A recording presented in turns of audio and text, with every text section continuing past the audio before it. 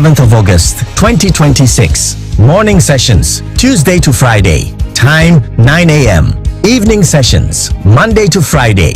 Time 5 p.m. each night. Venue ICGC Christ Temple East. Special song ministrations by Joe Metal, Once More 6, Nathaniel Bassi, Dunsin Oyekan. For more details, visit gwcentral.org. Greater Works 2026. It's coming down.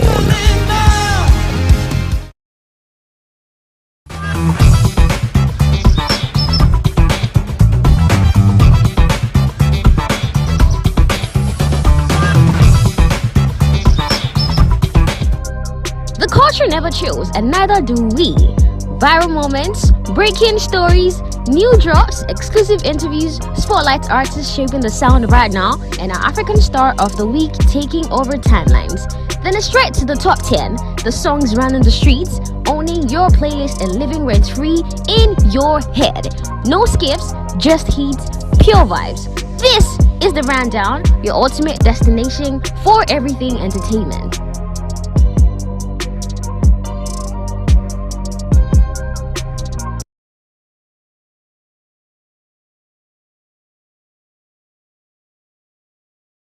Game time.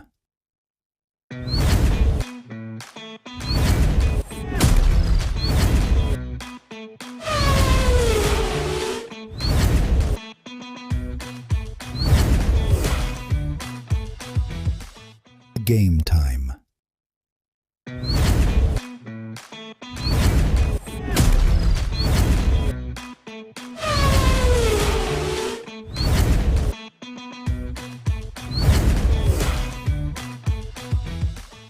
Game time.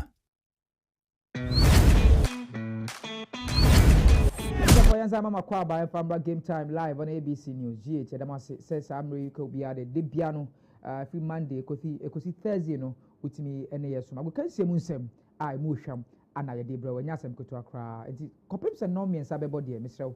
And the entire exclusives Nina, the only Tia say I can see Munsem Minano, at the Bebro, not as a Bibia at me, Aquabi, had Dennis, GYAMFI.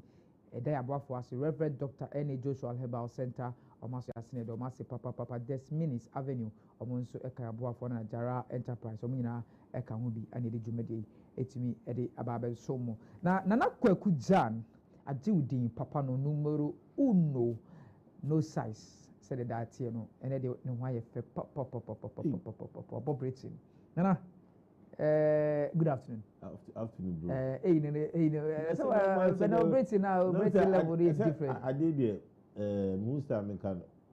You call a German so and I call baby. Ojini na. Oh, there you so. Ade.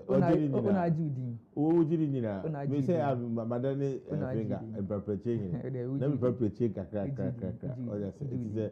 Oh, dane ne money ye yisana. Na ko say. No, there you say. So why did? Sir, why? And no crowd so you now obesem you. Sir, when say so botuma you do. Na do botu be do na. Eh, so the vim na de nam no. Now, give you know be kuntan sir. Sir, any I opposite to. Sir, minidi. Eh, opposite. You want na be ma. So o hwehwe na nam krom obi afu say bia okay. Sir. Now de na boko. No steez o. Ade, don't de mu boko. Sir. Na ama bibia so afa. Ba say mo de. Oh, e fa sir. O say mo de. Kakra ba mi tu be fa ne sir. Oh, na say o nim say wo ha. Wo o nim de da. Wo ha aju din de. Yes. Na enkomo no mo hwam. Ghana na yasa kwa babesi nkobesi Commonwealth Games yakogu ye honi mase aba ye ba ya enkomo na side bia the same old story that recycling na ye be complain na say me say ye be hit hard you rem wa asaba na but sometimes na I'm say coach Asari also mujai this sa nyuma way because all prepare no unhu preparations no say na boxes 2 or 3 e share shorts back and gloves much chair.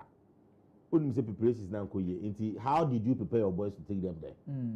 How did you prepare them? And because I are going to no, okay, one or two no akoye bibia o wi no abeka che say that be it can begin now say preparation ni koye na no atro mo say preparation dey koye it me ma boxer bi anko and then fa boxer bi anko we are not representing then Ghana who say obi a support what I say obi a support because eya to so this is the fourth or fifth time I met say Coach Asai per se coming out to say this because why will you go for the tournament and come back and later come and chastise the government like Onyeshi? Then you are a problem. Then you the coach yourself, you are a problem because if I said the Usro, you are a hypocrite. Let me put it that way. You are a hypocrite because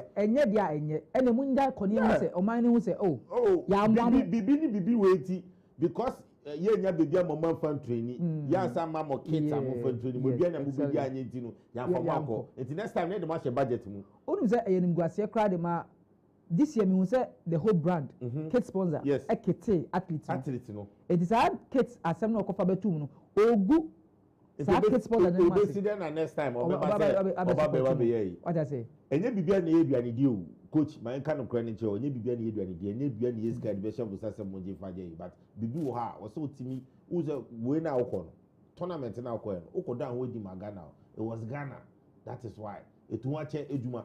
It is only some preparations now. Why don't you recruit these boxers? Why don't you tell us, oh, boxers say, what they call tournament? Sometimes our some boys do cry. If you come back and come and tell us these stories, say, me can say what you work with movie. At least you had the medal. A medal. You have bronze medal. What you say? Yes, At least you have bronze medal. And for boxing, when it comes to the Hades. Boxing, I G medals. Energy first international medal. What you say? At the Olympics. Energy first medal. What you say? The boxing, yes. It's about getting the boxers there. What you say? It is a okay. We say Kenya medals were 10. Any free boxing. Any one. No about the chance say medal no. It be a technical. We not be far going forward. Sign your money. Say. I never consider me tight. Me who na say obi antimi ntrem asema meti ase de bia ye international yi ba omkonya exposure we are trying to build them for the next de bia ye be kwa ba beto sa nwom na it exposure na omunya de akọ tournament be biem eyi fa bi no mo sa de ko it de bia omko pa exposure no mo sa ko de bia exposure ye tie mo ka say for exposure we should not expect medal but omko exposure ya athletes do say na akọ for exposure you are still searching for exposure. And the thing is, these boxers will go for this tournament once, and the next time also a professional. Well, free. So there's no point in even making that argument. Say exposure, because athletes now they make on some could it's more because say their debut among international. I say you could try. I say this guy could try. So I think Minister of Youth and Sports and Recreation, he has to sit up. Honorable Kofi Adams, ministry has to sit up. They need to be on their toes. They need to be thinking outside the box because I say we are joking with our sports. What I say? Federations in Honorable William Israel and them the what I say. But for federations in now almost for expectations, they draft it into the national agenda. Then we can push. And I did to cry. That's what I say.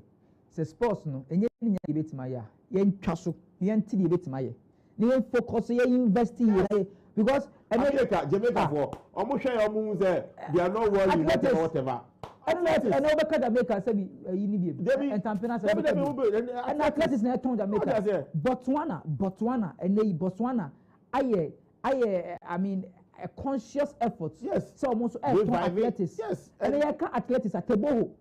One of the top athletes in the world, Botswana, to the extent that Omutimi hold World Athletics Championship. They are invested in a particular strength.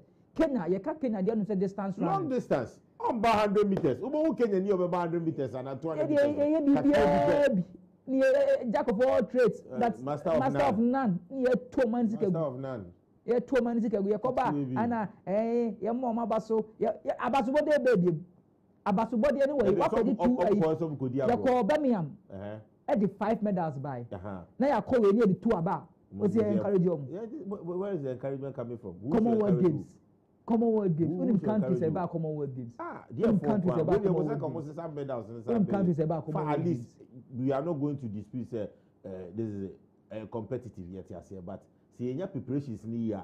Next time, we don't want to come and sit here, or we don't want you to come and sit down after the tournament. No, the chair say coach, yes, sir, you are a hypocrite. Coach, yes, sir. Athletics for Botswana, World Athletics Championship. Ebe can the same thing. Samir Nana, yetina flight mo long distance. And then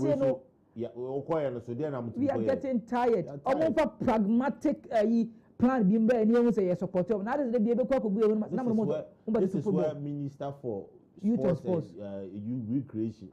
Send your money ni be an minister. The plan way. Onankasa the plan for sports. Minister Nankasa ni plan. Onankasa the plan for sports. Minister not hono.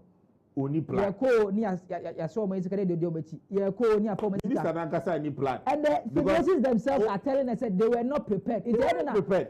Obi international event I am prepared. Money abo man ye the omanisika. Afọ mo ko abrade we know said if not prepared. Yeah. Just international game na be ko na ye de. Abroche na be ko what just here. Omo be ko na etua kakra bi what just here. What asema abroche game so katre. Asem no dia no on pa. Say $10,000 na de mo no.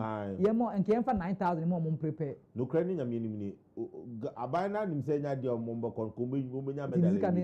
Eti na se o she na bosike bi a untimi enkonkoje. What just here. Wo ye den a untimi nje.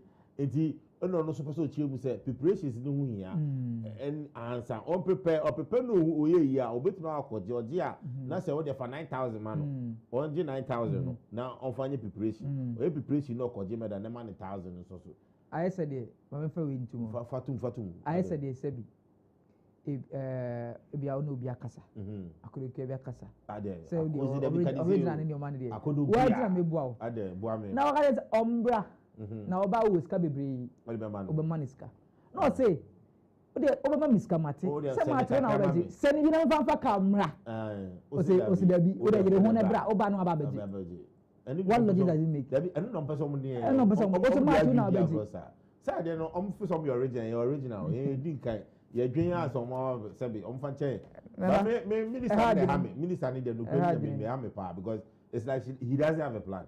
And he's just one your friends or China, you see the minister there. And I stand your pa. At the end, they are Chiana. I want the office. I glorious. I think there's nothing. At the end, they are Chiano say, oh, sports, we are called we are called achieve. Ah, no, they say glorious. It's like a minister there. How we receive what is not kind of presidency. Don't call chapter. Oh, you say President Boa Basu. And the air can say, Minina, say, ya can a meaning say. Ebia we ba na akakra kan me na also the next year omani PR ni na ejuma for no the Ministry of Youth and Sports all the workers there omo atlane meetings with all the federation heads now federation heads em omo ti assess over for a program for the 2 years and programs for 3 years fabra na fa be 2 minister nim na minister nhwem minister de juma do so ba de juma ne so be hwe ama sports akoso asa na juma so no sports no so kabom no ma sports ekoso this is sports league football there is no plan because papa bi ava football there is no plan kata bi nso nke be nya nanka boxing Commonwealth games therefore Commonwealth 5 medals be the team su ho Commonwealth games na asema no because allegation me su hwehwem no athletes no madwane no sir. But names be are. Names they are I've seen about 3 names, sir. Yes. I don't know, say the same name. One of them are or J Medam. I disappear. Yes, we Johnny. But almost on disappear. Almost on I say on train Friday. By Friday, you just on Baba. Don't person change say so on my ira no just some wrongdoing. So who statement na eba. So after what you to my ira. Omo ira eba omo say any wrongdoing. Okay. Omo nje. I say Uganda ya team Uganda athletes. Obeba. First Idi Amin grandson. Ya team omo nyina do maba because Uganda 4 athletes edwane here. Ono omo kai no. The team nyina dey omo go play mu say omo mra no omo so bedwane. Ha dwen. Say dem gba say omo dey gu ye no. But o dey better this ankomo no. Ewo asema ba so. We kwa dey titi ani keke. What I say titi ani keke.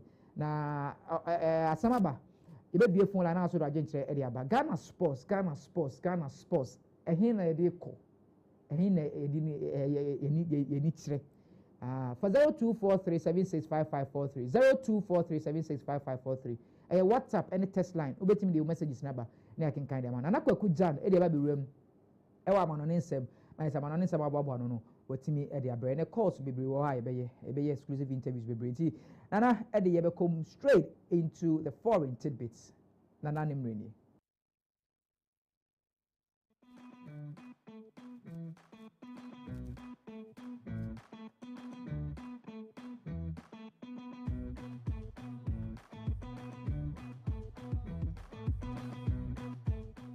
Game time.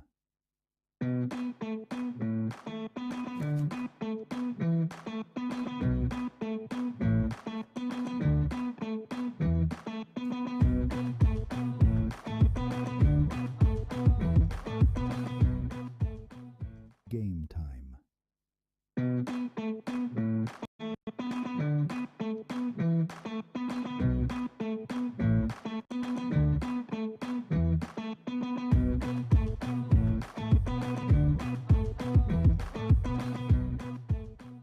Game time.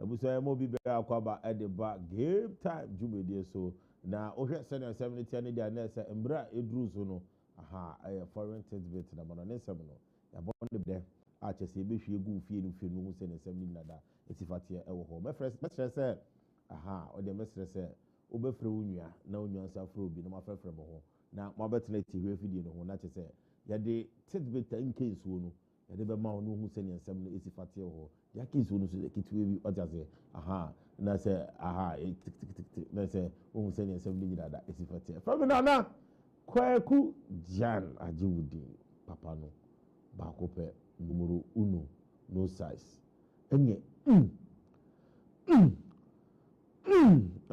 ɔsɛ timi ka no ɔte aseɛ sɛ bɔɔl no ɛnwere mu a ɛnyɛ go ɛnhyɛ mu a ɛnyɛ go ɛntɔ mu a ɛnyɛ go ɔte aseɛ ɛmpiti mu a ɛnyɛ go ɛnhwɛ gu mu a ɛnyɛ go ɛbɔɔl tɔpɔ no ɛmbɛwere mu a ɛnyɛ go ɔte aseɛ nti nsɛm a deɛ mu ɔdɛn no ɛne pia ɛde ma no hu sɛ ne nsɛm no nyina da ɛsi fateɛ ɛwɔ hɔ ɔnim sɛ adeɛ no sɛ ne biribi edu ne deɛ ɛyɛ press and process na ɛhwɛ gu na ayɛ dɛ ɛyɛ go nti ɛho sɛnsɛm no ɛna dɛ mede ɛbrɛw na metoa so ana mehyɛ aseɛ ɛmfa ma mo deɛ a na ɔnim sɛ world cup no mu nsɛm dɛdɛdɛ bi ɛkɔ so na world cup no mu ayɛ dɛ yie paa na before world cup no bɛkɔ so no aberanteɛ baako a yɛnim ni da na wohuru amanfoɔ wiase da na ne nyina da de aberanteɛ baako a ɔyɛ Dennis midfielder of Denmark na wosi aka de ma Manchester United, Inter Milan, Tottenham Hotspur, sisi ade de Wolfsburg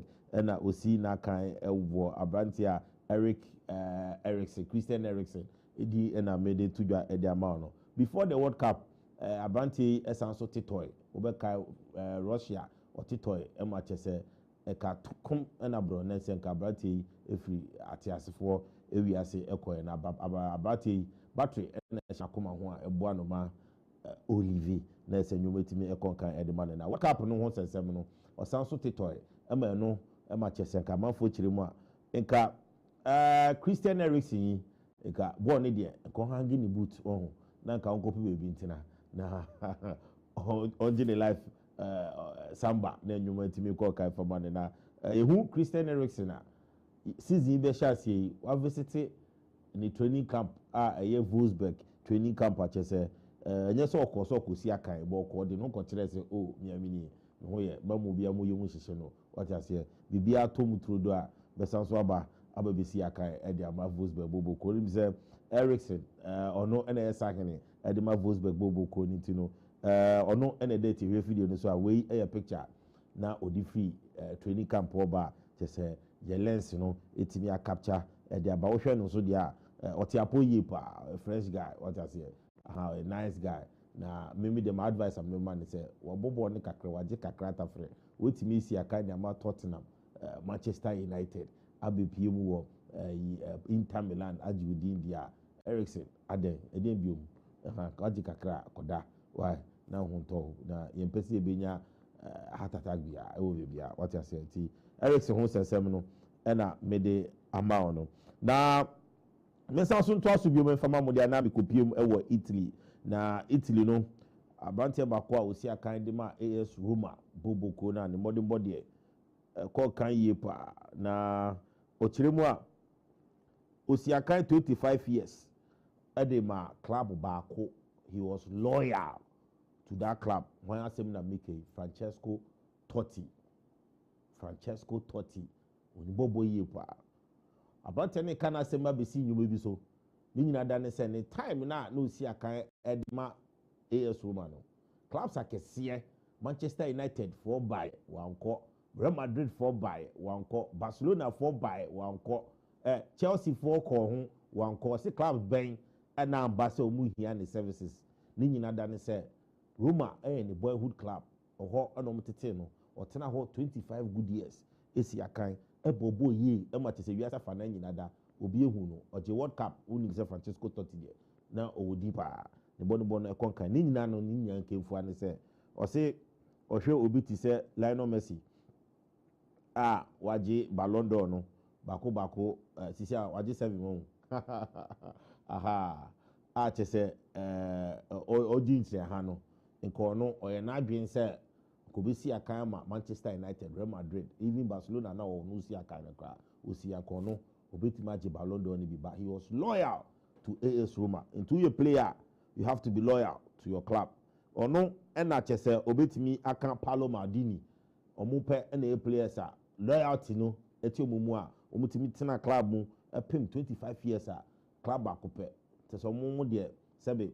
Eba se omo warrior na so omo ne mbantena de sebe. Enya de ombe chiti on their wives. Omo mbe yes anyuma no just say bakope to eternity. What you say?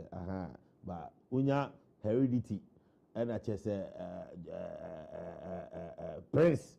Omo de omo frisi ya no ma pete. Omo si ya no ma wuso. What you say? Nti.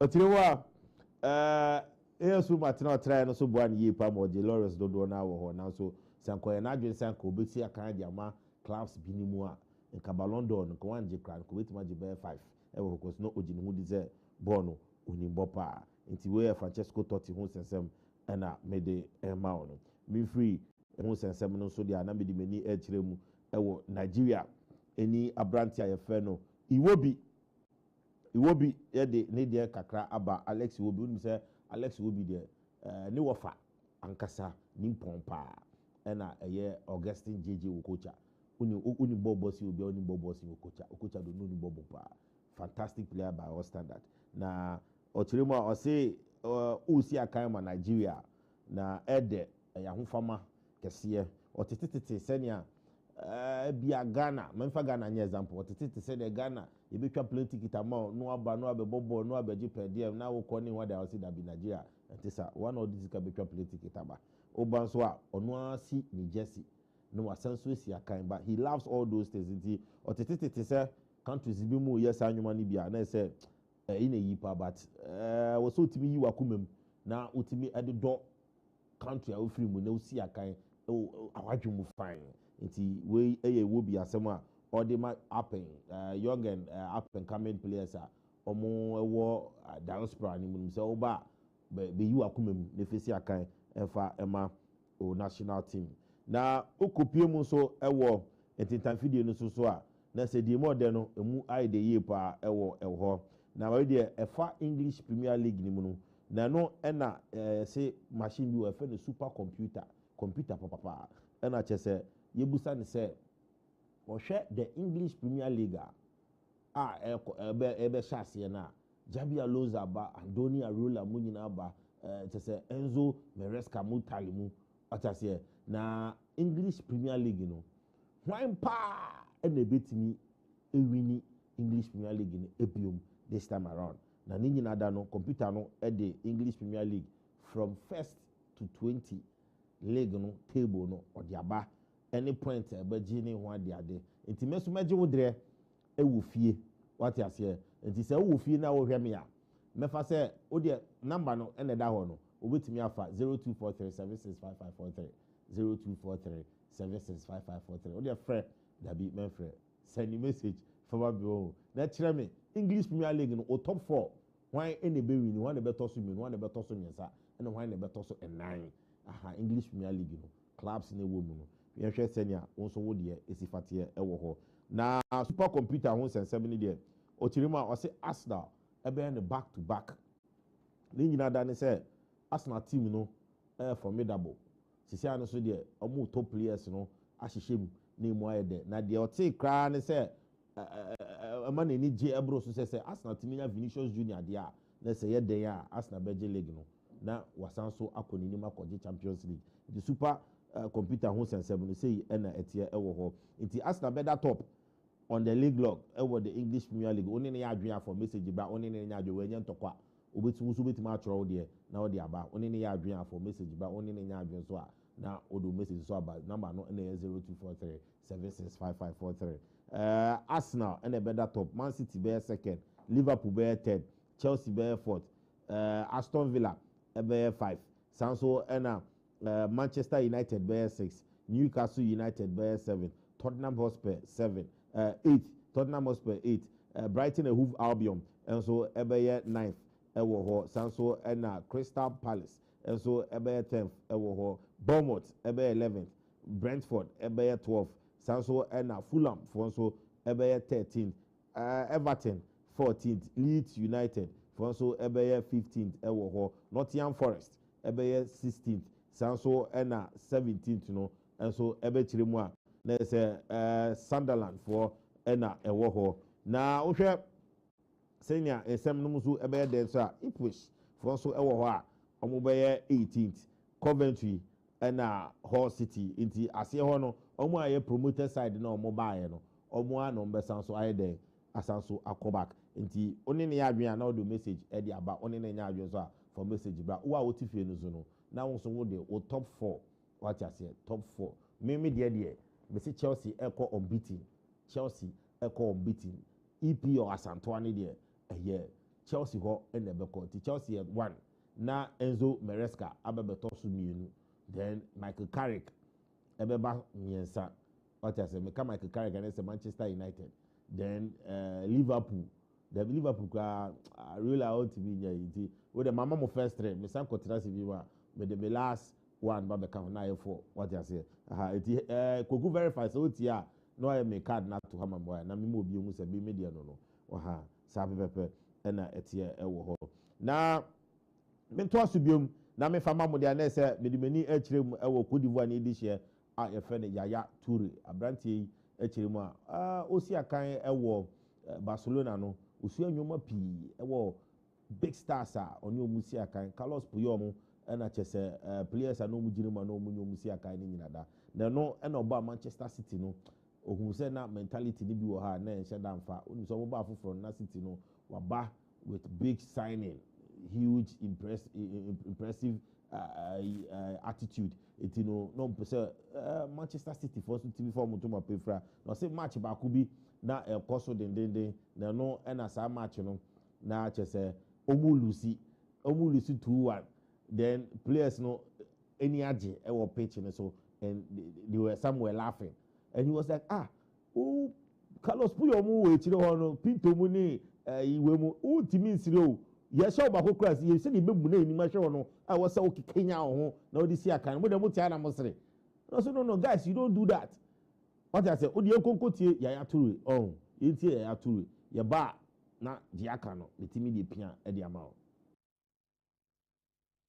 When I went to Barcelona, those players like Xavi, Lilian Thuram, Thierry Henry, Puyol, it was no place to laugh.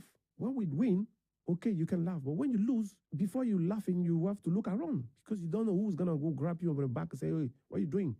We're losing and you arrive. Why you laugh for? When I signed to Man City, I feel like we were in the beginning of something. And I was quite happy with the mentality of some players. For example, Tevez was there. You know Tevez, how he is. We call him Apache. He's running everywhere, fighting. Even in the dressing room when we play bad, he was like, guys, you play bad, you shit. But he was incredible. Same desire, same passion. And Silva was same. And after that, slowly we start to contaminate most of the players. We lost one game again. Most of the players was laughing in the train. And I was like, I called my brother. I said, what's going on? Why they laugh? We're losing. Oh, yeah, chill. In England's okay, we can lose. I said, no, but we're losing and they're happy. Silva was always like confused. He looked 0 and they laugh it. And me, I was pissed. If you want to go where United are, because that was in my mind, that was my target personally. Okay, come from Barcelona to City, what are you gonna do? We talk with the captain, with company. Can we have some dinner with the group? We start to know each other, spend time together with the family, and bringing the team forward. Try to help my teammate and try to experience I have in Barcelona with some of the players, make them going forward. See the team changing, developing, and going to another level again. The first trophy was the most important one. I can choose a lot of them, right? Because that's the Premier League. That's what I come for, right? I was describe myself as a winner, right? I know to achieve, you have to make a lot of sacrifice. You have to make sure as well you're on a line with your teammate. You need everyone to have the same way seeing things, same mentality. When I went to Barcelona, those players like Xavi, Lilian Thuram, Thierry Henry, Puyol, it was no place to laugh. When we win, okay, you can laugh. But when you lose, before you laughing, you have to look around because you don't know who's going to go grab you over the back and say, hey, what are you doing? We're losing and you arrive. Why you laugh for? When I signed to Man City, I feel like we were in the beginning.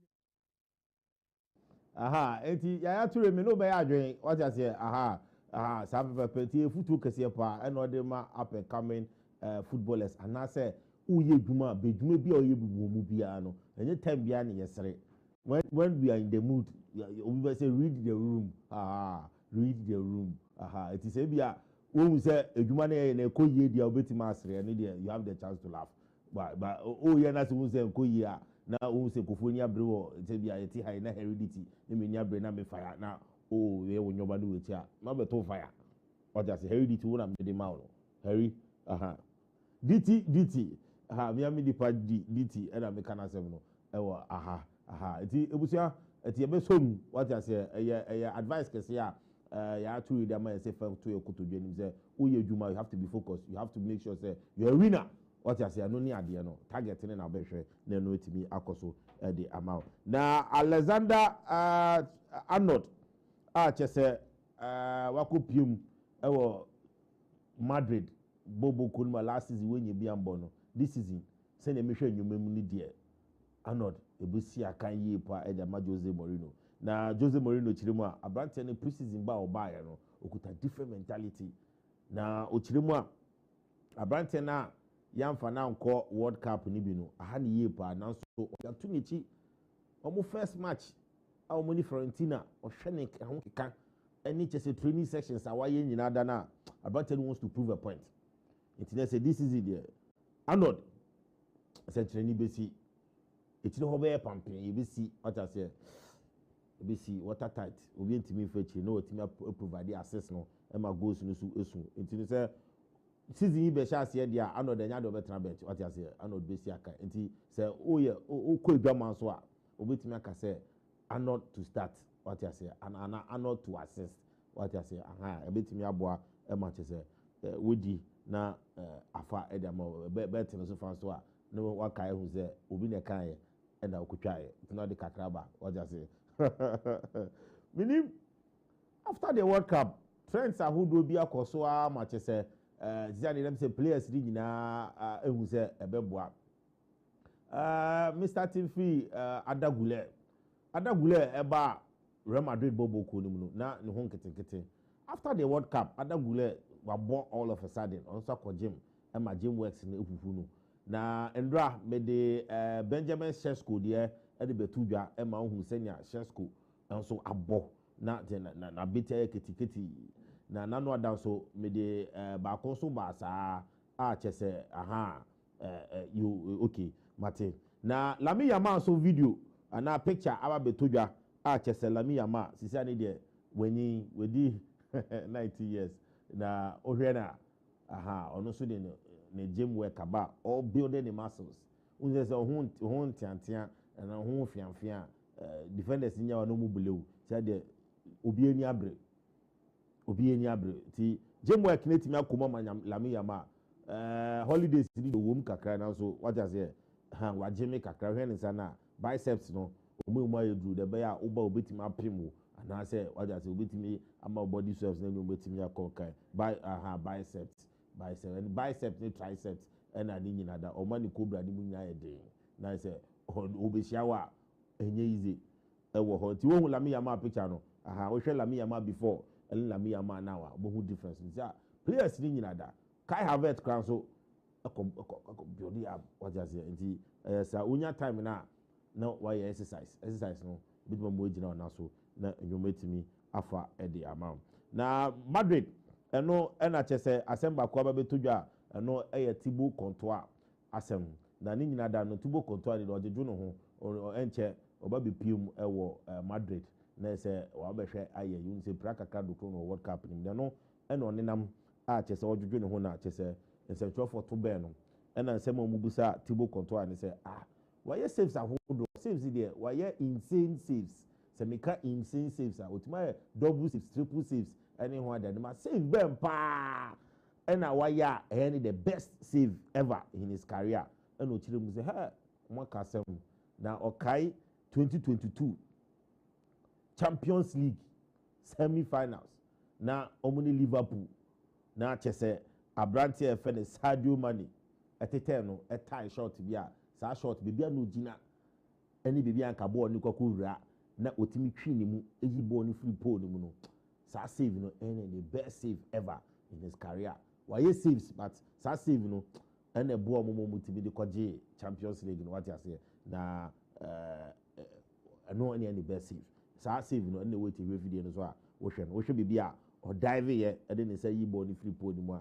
na say ko wahye ne wie na ha nti eno so no na Gerard Martin oye Barcelona for winger abranti kan 70 so odwa na no ho edwa ne num edwa ne se ho tafre baby ya chiremu a o say Real Madrid for pa omo nkofa Haaland emeka Mbappe ho omo pa omo nkofa player bi oni bobo bia o wiase mu omo nkofa ne bra emeka Mbappe ho omo de omo nsuro omo to player bia omo ni say La Liga no mbeje omo sanso ko mani mo Champions League na chese emu ayede na binim small boy binim say odaso daya na say o ti Frankie de Jong bra na Barca team ne jirim pampin na omo nsuro Madrid signings bi ombe Madrid don pam ko to players din na fambra ebefa e de amamu na omo de ya omo beje ndwoma no de aka ni nyina ma me fa wenfu mama tentem na chese emunya de ewo ho onim se me be ka kire wondra se Cristiano dos Santos Aveiro Ronaldo abrante no enche na Georgina Rodriguez no ono no akeka bom muze ade no watafre wache waye djuma na wa de diagra basia de so no official then so ko bibia na ehun se Georgina ne di nechi no onu so ko pie mo Saudi Arabia kra no omo kire se sawon ware ya yentwe ma won twempra ma enso ko fan sempi ma nu ponti no omo man special dispensation ho enu aboa ma Ronaldo he say obetai not no with Georgina Rodriguez na nsema beto mi ni say weekend yi die ampaya ebedwa Ronaldo ene Georgina die on be wie ni nyina da on se ni omo date hwe fidie no so no efe yie pa Ronaldo abanti waye nyoma pa waye nyoma pa ewo ho na Ronaldo hu sesem no na mede ema no na me famfa World Cup unim say USA for na omo wo papa ye frɛ no Pochettino as their coach na sia ne de Poche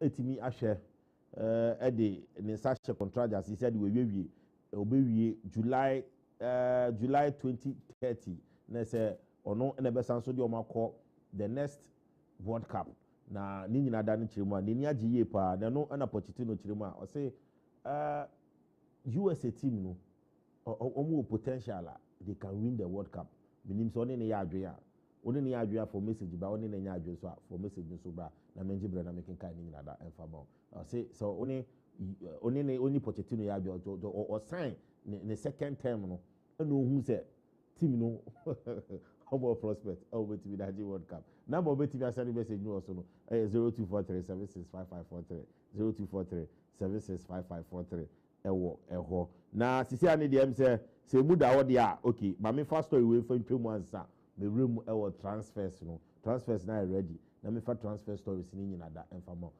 transfer house na me de story enkensu e de bebro no hu say na sem ni nyina da esifate ewo ho na wo say English Premier League no jerseys na babonten a jarade wa man hu jerseys na bia enche be start abobobom na mo hu jerseys a ekoso na se wo hu jerseys ni bia jersey bempa and the best jersey for the season na jerseys no bebebe na ba beto ho na 20 clubs di nyina da no first 8 biaba sa best 8 ni de ekoyie pa na no na Arsenal home jersey ni wom Arsenal home jersey no ewom a chese emuda ho sa so na Aston Villa so home jersey no so FA pa Brighton and Hove Albion and so Eddie no ho na Crystal Palace and so Eddie no so aba FA Brentford so the more there Manchester United for so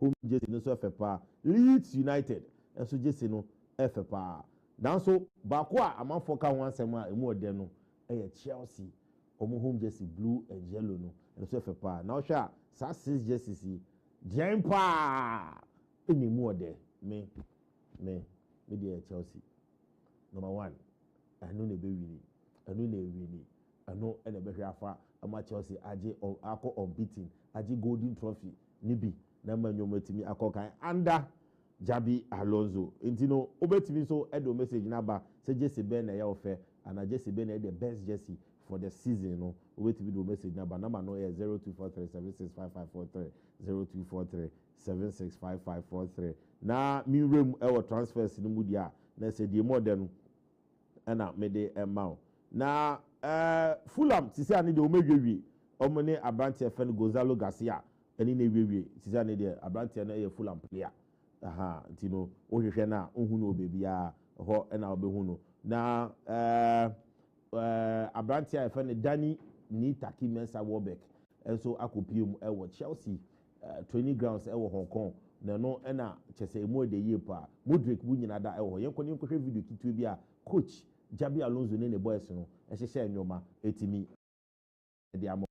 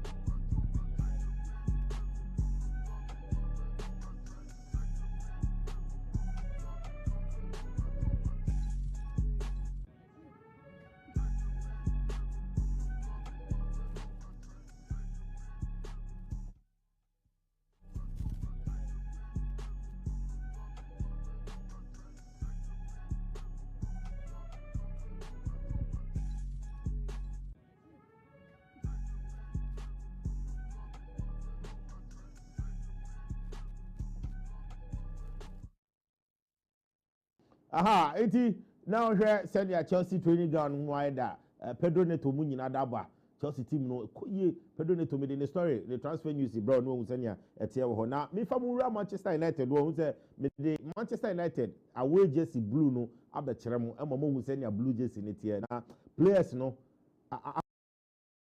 blue jersey no ma efe yi ba yenko ne nkohwe na yembra so na me fa transfer news ni mamo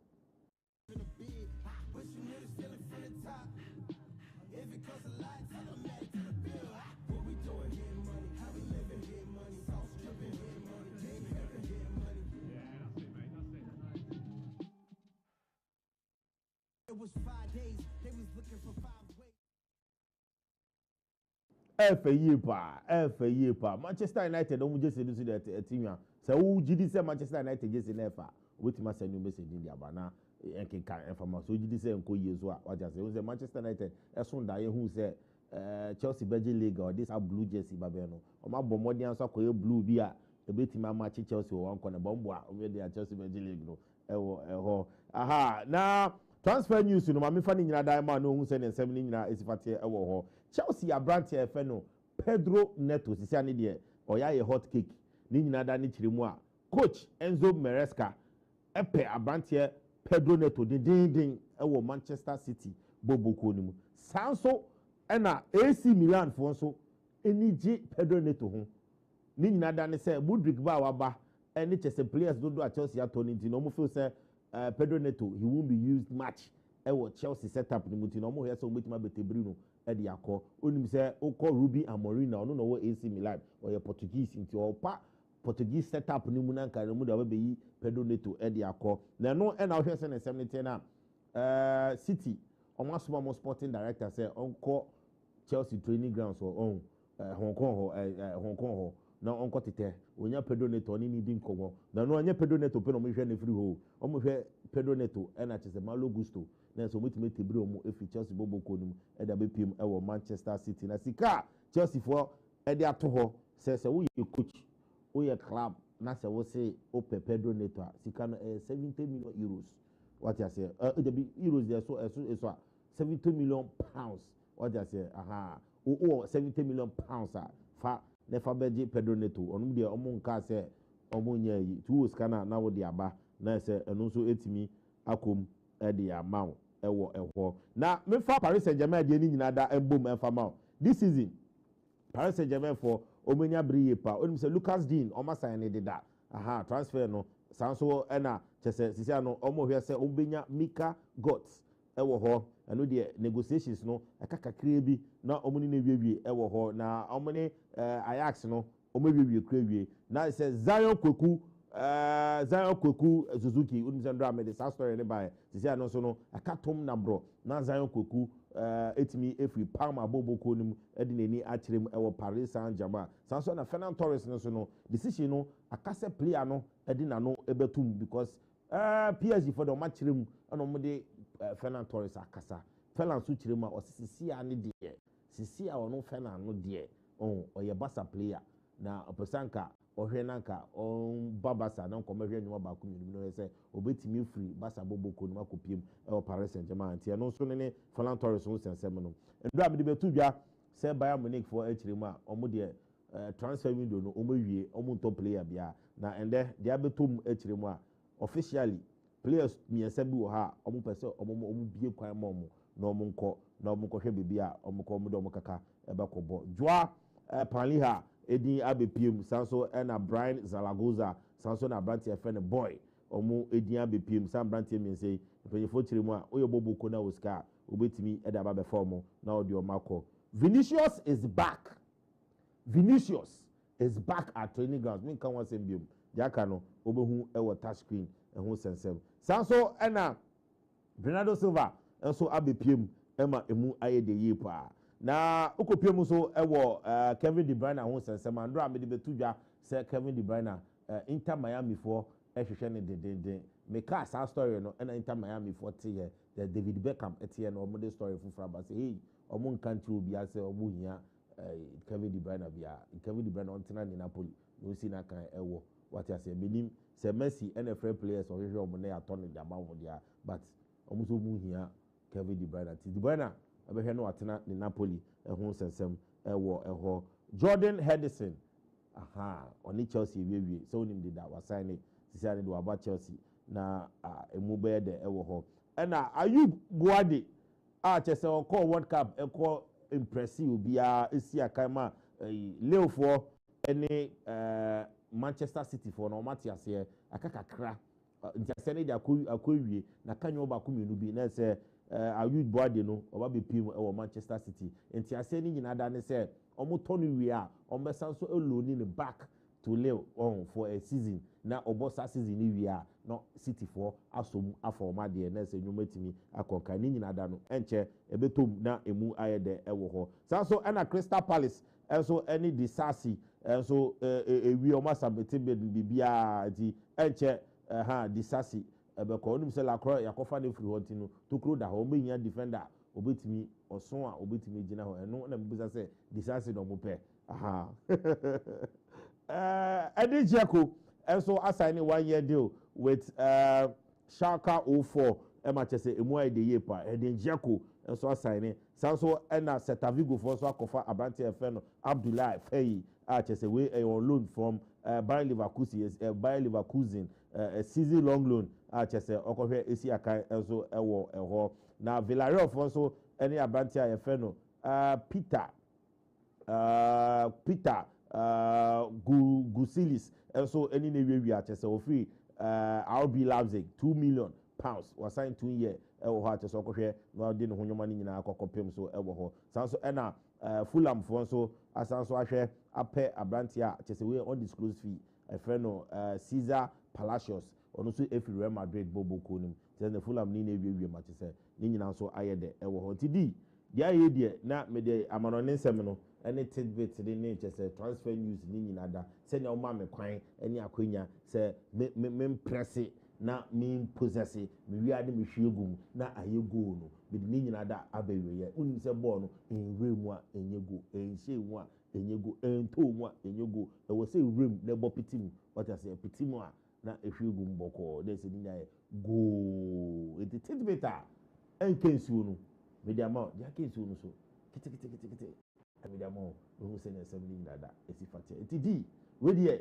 meja e dia ma na meja dia ma no di nyina da ne say obe den obe presse na we process na uwia we hwegu nti binim say obobo adwuma so press process na hwegu Nana, wahu ani amerehwe wanka obetimase. Mehwe ani bi pa enye. Na say obe press. Na say bi obe press. Wadaroma, o de say de bia say ugusu na o press na o process na o dominate no. Ene yebedi nkomo bi say the press and process na city no. Ene yebekọ so press na ya process. Yeba screen na no. Na say the die no analysis no. Tiawo bi na emre no. Enti ne be ritia bi na ye de aka do so e de ato so enti making kind messages ni bia ye saka on the Commonwealth games no amafo bebre e de messages ni ba enti making kind 0243765543 0243765543 on the note of president possess no ye ni san komo we na o de san komo we by Vinicius Junior e say komo e o wi asepa o yi FIFA any other confederations if na federations if and komo a to so e we Vinicius Junior also a junior because the papa no so ye Vinicius Jose de Vinicius Jose Paxaro de Oliveira. Vinicius Jose Paxaro de Oliveira. We junior. The papa no ye senior. The papa de little no. Yes. Na transfer bia won koma eba. Transfer window bia no. Okay, Tevez. Carlos Tevez. Yeah. The transfer no. Hey, it was huge. It was huge. Obeko transfer to Manchester City. Okay, Robinho, another Brazilian. The South America for no. Omo transfer no ye bibi. Robinho obeko Manchester City for Madrid. Luis Figo from Barcelona to Madrid. Season bia ye transfer window bia ya na anase transfer particular transfer bia e ko fan komo bebreba. But we no need the say we nyanya transfer. But komo na ba nyanya say Vinicius Junior said a Thai canon, Paxaro de Oliveira, or a Real Madrid player. And it was two managers here. What we say, they say, coach, Jose Mourinho, and Ateta, so I didn't think Arsenal, Abem, and Brandt said they won't fair or a Real Madrid player. And then Abba and the Arsenal logo about Bedano, and then the Abba Bedin Comono. And then Abba. And they again bar Vinicius Comono and they be breaking it down. Yakofa Vinicius Asama Aba Real Madrid person extending on a half in but Yanko na Yendin Komobi. Aha. This is the young Vinicius Junior.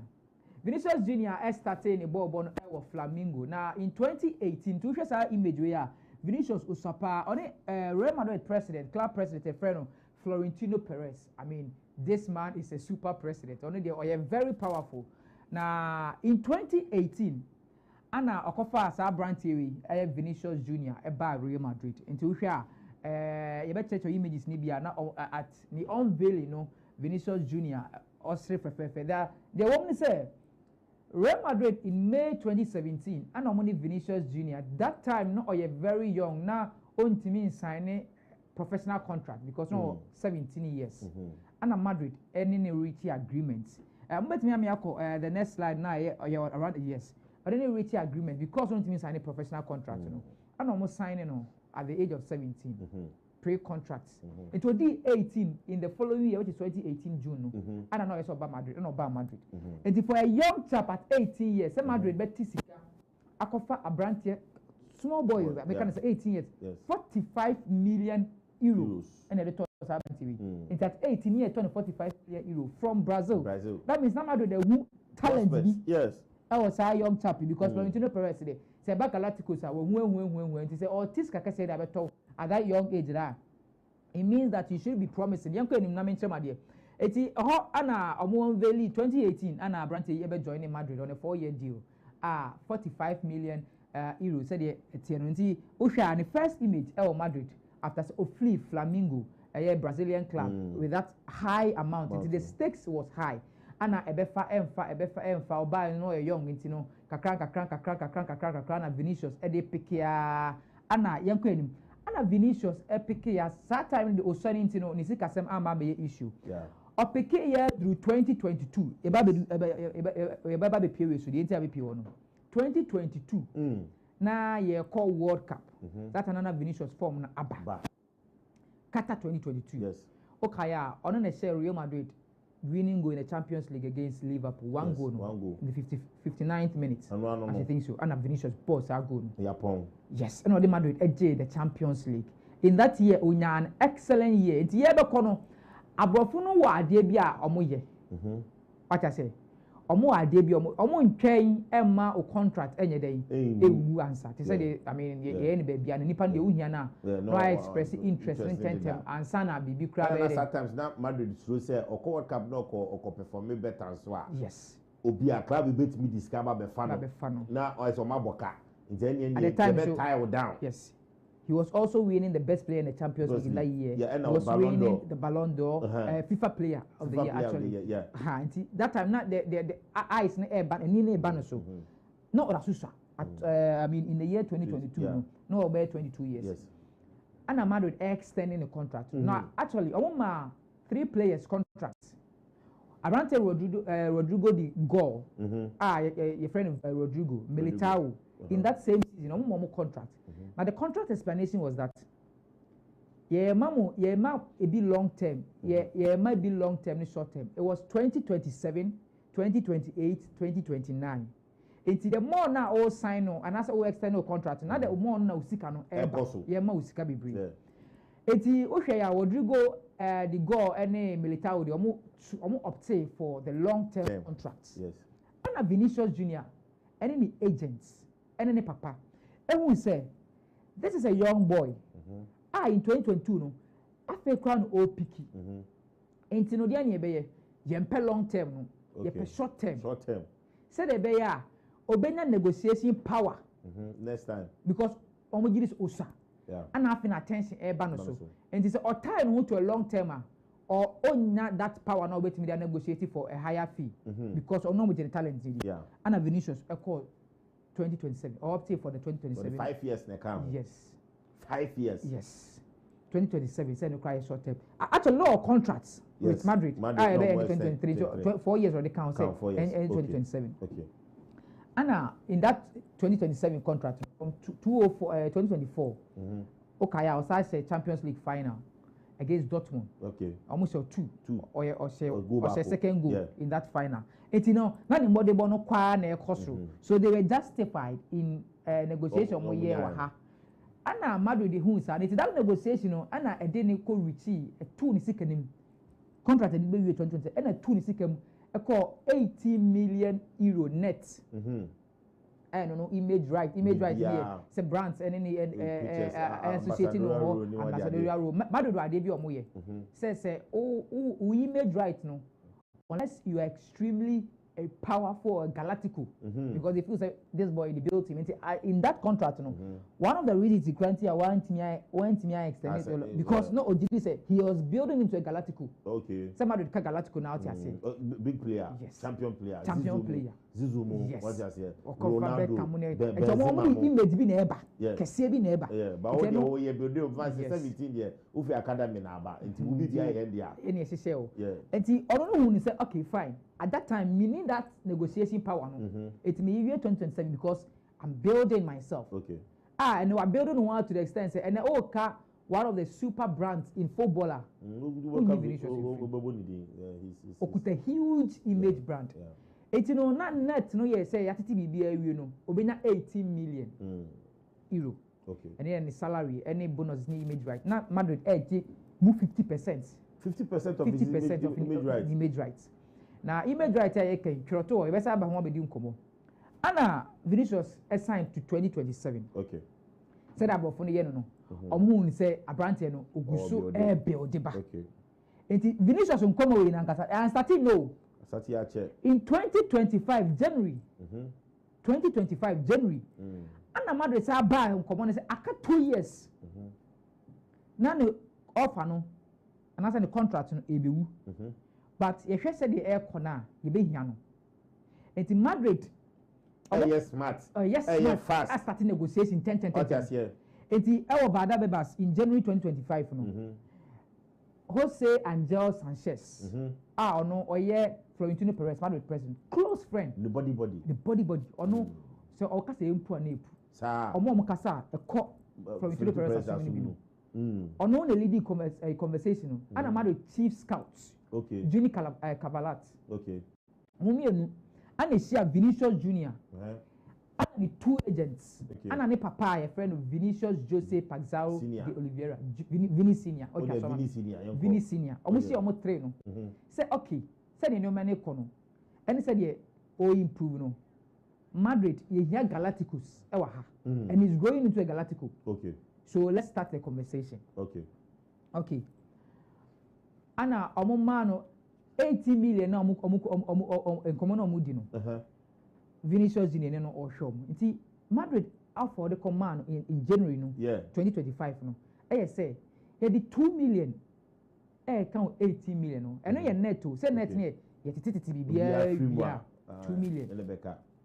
Ana Vinicius Junior the two agents in papa share deal no say ko ho pa. Obi serious there. Money abre. Obi didi.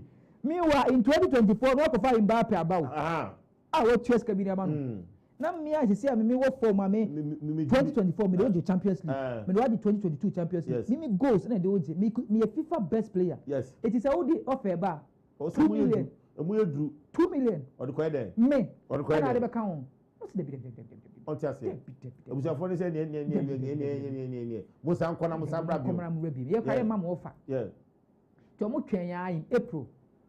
Ana mo sa from into another meeting.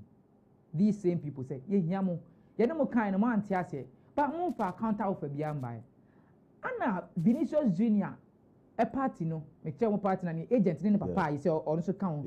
I say, okay, ye 18 million.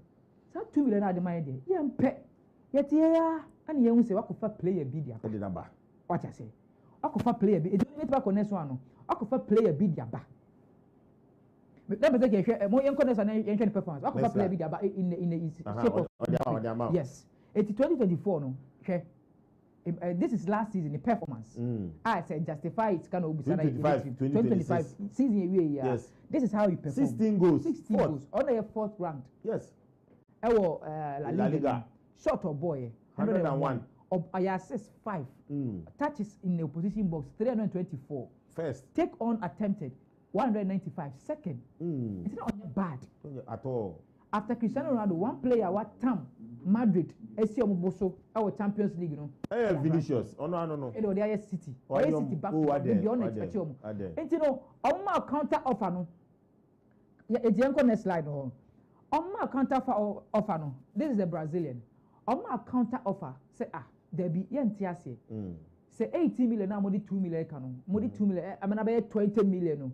Yentiase. You pay 20, you pay 2 million. But this is our offer. You pay 30 million.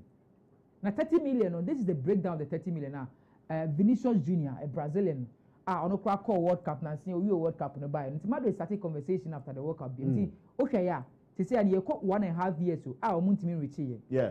And now I'm asking Abem. Abem. Asking who say Tokura be down. Sir. They are not Tokura be down in and say Sika almost they are corner say breakdown in the 30 million Mbappe friends say Vinicius SOBG. I don't know 30 million. I said 30 million. This is the breakdown. Okay, we don't want to mean chia salary nkwa. Image right a woman no. From Sika mame. We pay more 100%. And I said 90 because all my Mbappe 90. Anna, the Madrid a twa monster and say I say up a renewal bonus. Renewal bonus nature say see and my 7 more. And I've improved from the dynamicity. And he said, "You better 30 million. You better breaking it down. And I could do no. More fun is more signing me for. More signing me for baby for. Because the explanation I Mbappe the Nakofa Bering and Mbappe came as a free agent. And I'm not said baby. What do you want to do Mbappe? Because Mbappe they signed free baby as a free agent. You know. To say the signing on fee, big deal be or station, yeah, or signing on fee, no, yeah, tell you so. It is only ever kind renewal bonus, yeah. Send your bedgy wahano. On our account. It's all me for this one. Send your bedgy kupao. Mr. And now I'm in Cassie. It's all this one. We are next round. Na I say. Oni. Yes. Eti nkomo ni nyina ekono no Brazil camp. 1 year ni yenka hwe. Ba ma ntemu yena membra aha. Ha no ba wa training no. Okay. So no there. Sentina me do one me pense no because we so woni nyina. Odi be ma etie for no mu se na nsem nyina asifati. But your call Brazil camp from join for holidays and negotiation e cost. What's 30 million no renewal bonus. See dey be able to tell you because see and we be memedru no. Mo ka me ni map ye pe. Ye nya pe. I'm ne map. Eh pe. Madu say how the renewal bonus ba. O be bie ekwan bi. Amankofobia ye. Amankofobia ye bibia. E be bad precedents. It is here no so obi ya peke for mama do da. Obetima akọ demand enema e abnormal. Enya mo sorting out here. It 30 million no. Say player no so pesca. O pesca no. Yeah. But ekwan of us so pesca no. Enema o pese o de be shame component na o pese o de be shame enya 30 million. Madu say ye de shame enye yi. But player no so hu ba bi o mo fan hye enko building 30 million no.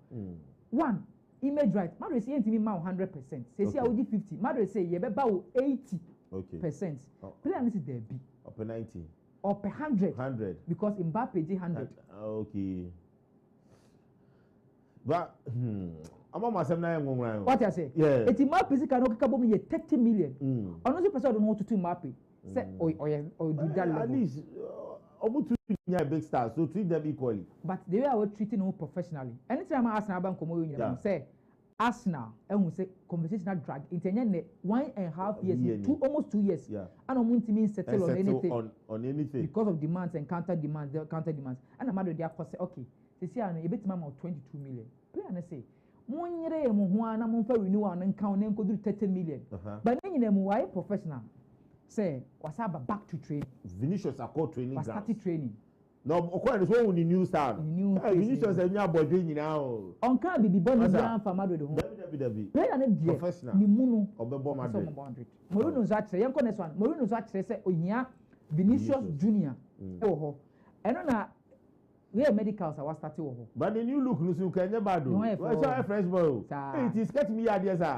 Also, be a Kupiska. Oh, yes, can I also a moment. Also, Kupiska. It's Vinicius. Or the woman call only teammates no a trainee. Come on. As the BNC because I can't 1 year on his contract. After 6 months. With my your pay. I don't know Arsenal bank community. But best Arsenal community. Who say play an Indiana come but or Madrid. But I know it say Ateta friend. Yeah. I can say or Arsenal project no. The face of Arsenal next season. So I privilege na Madrid so mon fan no. Arsenal so are you ready say okay. You bet me to a renewal bonus now open because I can't 1 year no ye ntua kese ma Madrid nti ye ntua you bet match says can go so okay she two promises no one is it kasem no you bet try say me you bet meet ana the king now person ye no forget the Odegaard forget Bukayo Saka una be the face of the right awaba you person man the captain cry exactly.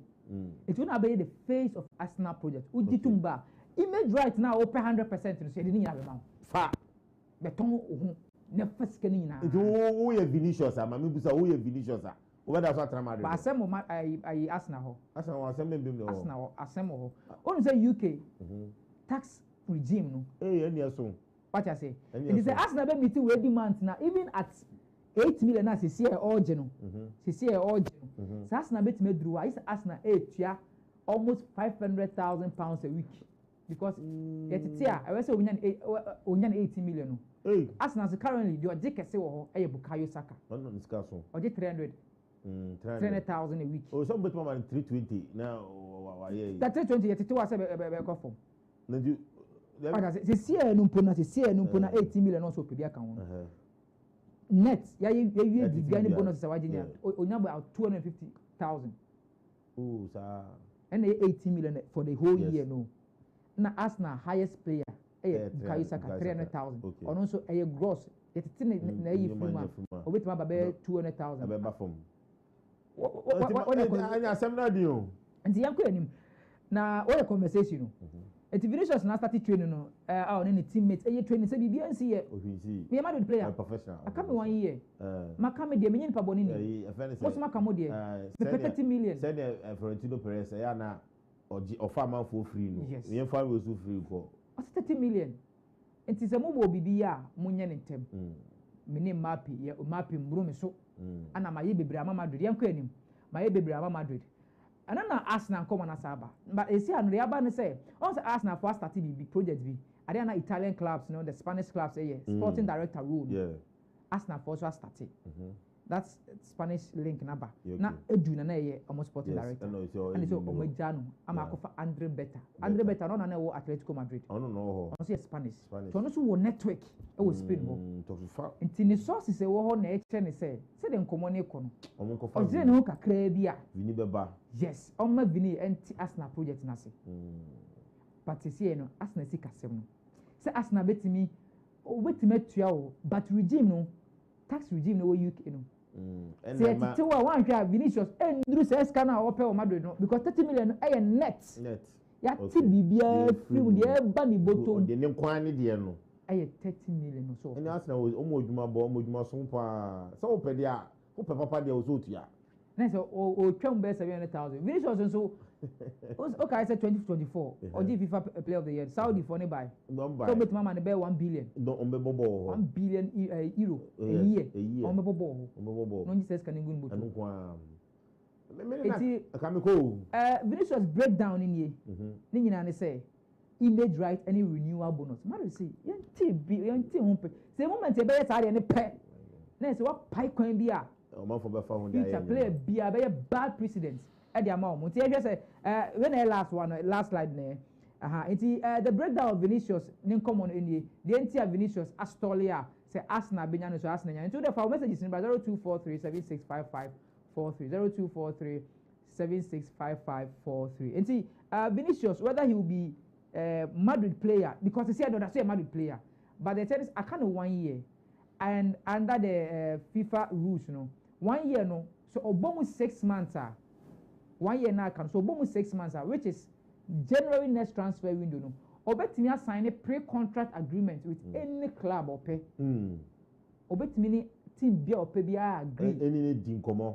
And Obetimi sign by January about 6 months. Like 6 months. Yeah. And then so about 6 months now we are. Obosa January not Okobo season we are. Obeko free.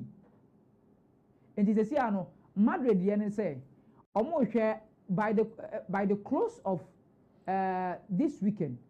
Madrid will make a final decision. Transfer window no, by 1st September. England they make close. Either say one year to na Madrid will meet him halfway. Madrid will be forced to sell him, and I say Madrid ebemana could free next season. By January, with my signing am Arsenal, so Arsenal. And say 2 things Madrid they consider. Say by the close of the weekend no. So Oman to me I agree because Mandika catches a Juni Calavat any Sanchez Egusu Edin Como. Omodi Vinicius team no Edin Como say they want to close and finish the deal. Say that beya Omasun Bedjom. And they need to be sure. Vinicius betna and as on tonight this weekend. Omoguso pussy. So on tonight they will be forced to sell him off to Arsenal. Because Arsenal so ready to obey Chiakese. What I say. On check because Obenya says can be as I check Vinicius Sikanoso for the renewal bonus now or perform Real Madrid. So Obenya be Ediamano. And that's the whole point. That's the whole point with this Vinicius Junior and Arsenal. And on air you know, Madrid in common any Vinicius Junior in common. Say Anna Tierana. So what will be some media. I'm ready to answer that. Now I say answer now. The winner if you come on. Me the say, say Vinicius story no say na ba. Na say Madrid for no na omo envisaging in term and say 2 years ahead no starting conversation. That's some person tying it down now uji player ni dia. And you go to the players and say demands. Now 2 years, 2025, and I'm starting some come away. It's got almost here and I'm doing the Sika man and call your Madrid player for that swabo. It's got 30 million now. Almost 30 million. No, the one just cannot go find by. They should tell us what Mbappe has done for Madrid. Mbappe by free. Mbappe by over the Champions League. Oh. Mbappe by 2024. And I'm talking about the Champions League. After Champions League 2024. And I'm buying no. Now Mbappe back one. The both match the Champions League. I can say oh, you play for Panama. And then you go point hard here. etefa ho ba wo se o ye panyina mitiupa o manage organization say ya eno be wa wan hwe wa manage egos ni ya say na able because yes eno say na man the person mo avoid no because Mbappe came with his own image na Mbappe building where you know your icon but you say who's a advantage in anka Vinicius ni penny for no agents ni management no all no person ko mu sneaky to na ko mu timi grab it because if you've done same for Mbappe na Mbappe aba ye hu say ansha dan fasa e wo Madrid na Vinicius ma build them o say en fa so far and shut down fight what I say bia e be fa na nye no o mo person mo chese yen so ye fititi ne one anti a etisi aba na say ye ni build what ya say eti mu ka mo nye medwuma no mame na ka enye fe na enye fu na ka bia o de say bia kra na ye timi tu ani nyampo na mo ma ne be ho kakra so this is what we can offer but say 30 now be manu the players expecting 30. Now so man 22 there. Now so ufri 18 at 30 na wedru. Now to e dey boy again. Me boy again. Club awom dada. Club awom dada. Enti no enye afi na enye te say new offer wo kwakope. Enye new club akope. Enti renewal bonus na wo ye. What him panyim sem da. Renewal bonus ase ka wo ko new club bi na ka wo ko gisa bonus na. Pa wo wom dada. Enti say 18. Vinicius na outrageous. That's how Madrid sees it. But also fees are arriving, and he's still young, 26 years. Yes. Still that's what name Mbappe crowd any. Mbappe was around the same. Yes, age. Yes, around the same age. It's no person in the board or the boss here. It's some Mbappe 100 and Mbappe 100. Yeah. It's the where we are now. Yes. But what would you about? Question be no ti Mbappe friend say Vinicius Junior ni cheche mu na e dey amamo 0243765543 obetimi the messages number. Actually Mbappe credit ni chain Vinicius. Mbappe 27 years. Yes, and Vinicius 26. Ti o san kan si kan cross so. Oh. Me prema Vinicius. Mbappe mba no meji Champions League. Mbappe as a world champion, not the World Cup. Emum. Eno so ye yi so.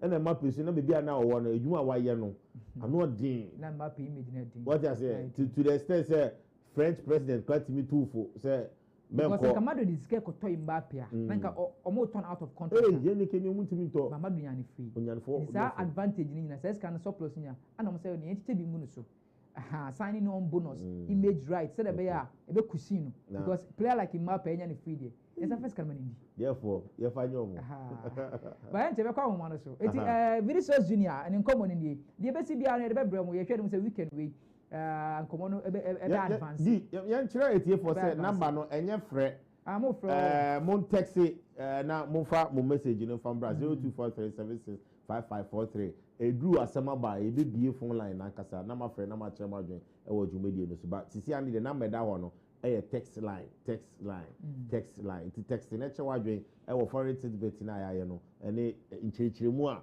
d e dia ba any question bi oboso obusa de send bra ye beji bra ni akenka ni nyina da e dia ma pacho e frɛ ne de mo frɛ a emfa ha yitimi peke what I say mo text na yintimi ni mo ndi nkomo na am say di so we dia say bu ya ketu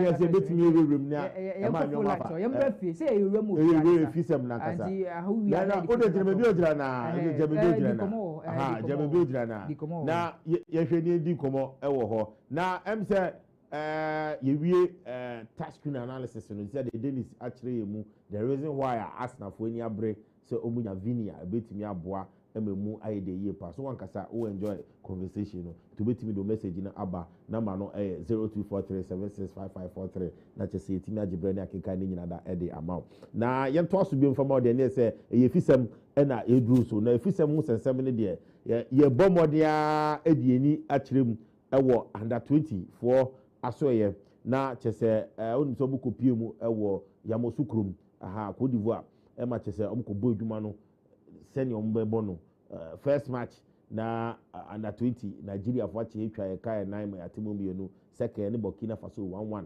ewo ho na third game no ekoye 0-0 against Togo eno ama under 20 boboko no entimi antoa so an qualify for many and chiremu ewo quarter finals na no ama chese ane de team no ejija na enim se and a 20 tournament in the next year Ghana ye hosti na ye bombo dia se sabeka media officer one team no eko piemu ewo edi media officer no be din komo Sheikh Tofik Seinu eni be din komo na chese yebusa no die koso die koso ewo ya mosukrum edi Sheikh so ahoma no so a ye mo akwaba e de ba game time jumedie so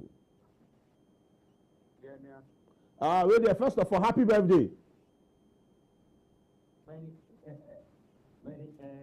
Thank you very much, William. But what do you call in the Casadia? It's a bit more. Sheikh Tofik. Sheikh, where boy Mukake, you compare mu our Cote d'Ivoire, the under 20 team, own our media officer. Yet China Sane, the Italian why a concert ban saying Bogana for Mudia Koso. Well, first of all, I mean, clarify I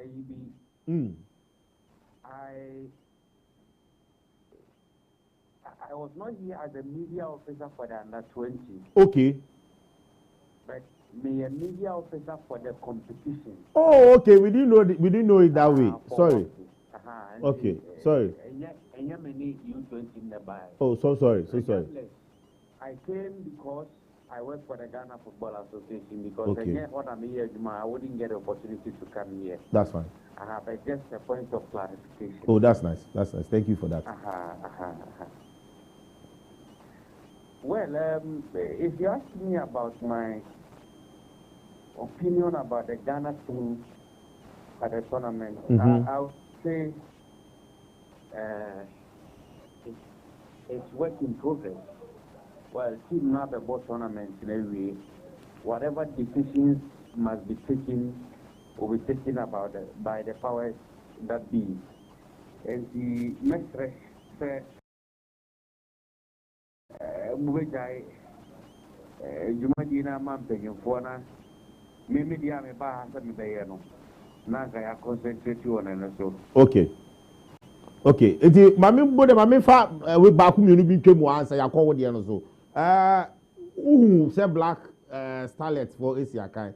O lens no say na minimum no tactically as per academy kakra wo mu a oye good scout. You will players be a down so that bi no sabeti mato mo so na boama national teams no so ti ma form to ma prefer. Of course, the performances of the teams were not some of the players were not bad. Abdul Latif Wonzalgo, 18 shirted, in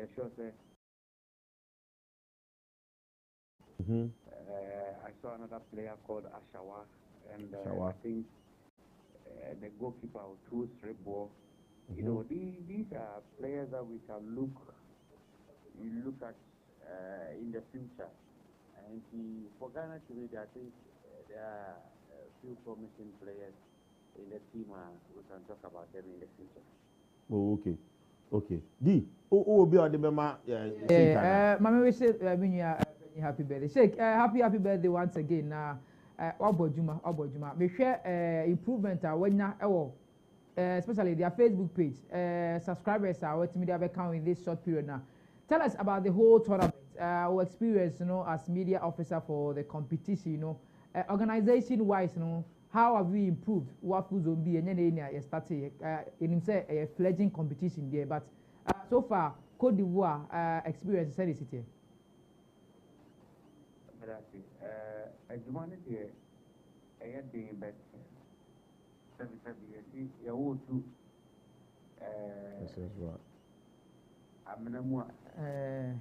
and I read a million Shake my million answer. Yes, a team point idiot, nice and you one yet. Ed in there, but one day, one or two years to money. Prayer bus rather than when you have a community, also, I think that okay, what was Jumana, a buyer, no, said okay, no. On Facebook page, even the following has increased tremendously. I think by twice the number I came to meet within 7 days. And I think it's very encouraging. My buy number is near 10,000. Now in the number 21,000. On my YouTube page, number 600. It's in the number 3,000 going to 4,000 subscribers. All within less than 10 days. Okay. It all depends on the content that we put on the pages. We make sure that every now and then we produce content for the pages. Pre-match interviews, post-match interviews, man of the match interviews, on the field events, I also hear team arrival, just to create the euphoria around the team. Okay. And I think we are achieving our objective so far. Okay. For now, the teams have also given us quality football. Okay. Team which is Burkina Faso. A lot of people did not expect Burkina Faso football now or more bonus so far, but Burkina Faso have been tremendously amazing. Okay. Nigeria, not surprising because I'm a defending champion. Cote d'Ivoire, host nation, and the surprise element in the last four, Niger. Niger, yeah. Because team on the bar, and yet to say, team on the bar, Pram, the last time, the boy under 20, that team looks a bit better than this team, but I think that the technical team have done so well by guiding the team through to the semi-finals of the competition. Very well. Yeah, say, Omunyina ade omo betrim e Ghana next year na talent aye hu no enche na yaw Diomandi Cote d'Ivoire e hu to be PM Ghana ha in one of the WAFU tournaments and we are seeing now obia ebonidi. But then no mambusa say prize money for this competition no hu exercise sensitive. Okay, so WAFU competition it's not a prize money beyond that. A qualification tournament. Okay. What you are saying? Yes. So except they are over qualifiers now. And when you are playing the qualifiers, you don't expect any prize money. So, So a qualification to the main AFCON. So the team that wins this particular WAFU qualifies in addition to Ghana to play the main AFCON for Ghana next year. There is nothing like prize money. It's a qualifier. Okay. And the most important thing is for the teams to qualify for the AFCON. See, for purposes of education, say and then it'll be first time or say WAFU zone B na say team saying and be free mu e dey aba AFCON. Team back up. The obeje ne pen e join Ghana. And I'm say Ghana the same zone. Ghana has automatically qualified. Okay. And the teams here bought tournament last fall. Ne obe win WAFU no. Obe ba be Ghana home na 2. Main AFCON net WAFU zone will be represented by 2 countries. Okay. Ghana and any other team that wins the competition. Okay. And that is how the structure is. Okay. Very well. Sheikh, I your birthday in today. The only beja kwai. Ha. Bibi wa ebia obetimi any ache. Oh, and I said a madam to say what me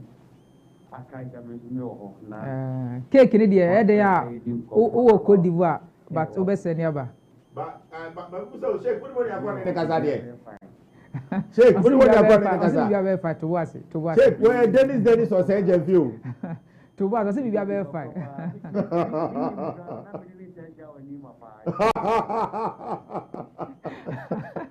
Sheikh, you ni na go ya da. We just say Ghana you be share na you say you didn't come with but happy birthday once again. Na cake no auto fan from mama you be so e wa ha. You did juma no. Ati Sheikh Tofik media officer e the Macaf e wo WAFU zone B tournament e kosi enti onye paketo akra ona na media ni na ahye na se awa chechi me dey my yes enye check crowd ya che ni ma asem na kan dey men kan ha okay ebusa yedira we so na yenkofa aboafo nkrato na yemfa de aka no efa nto aso emfa mamo.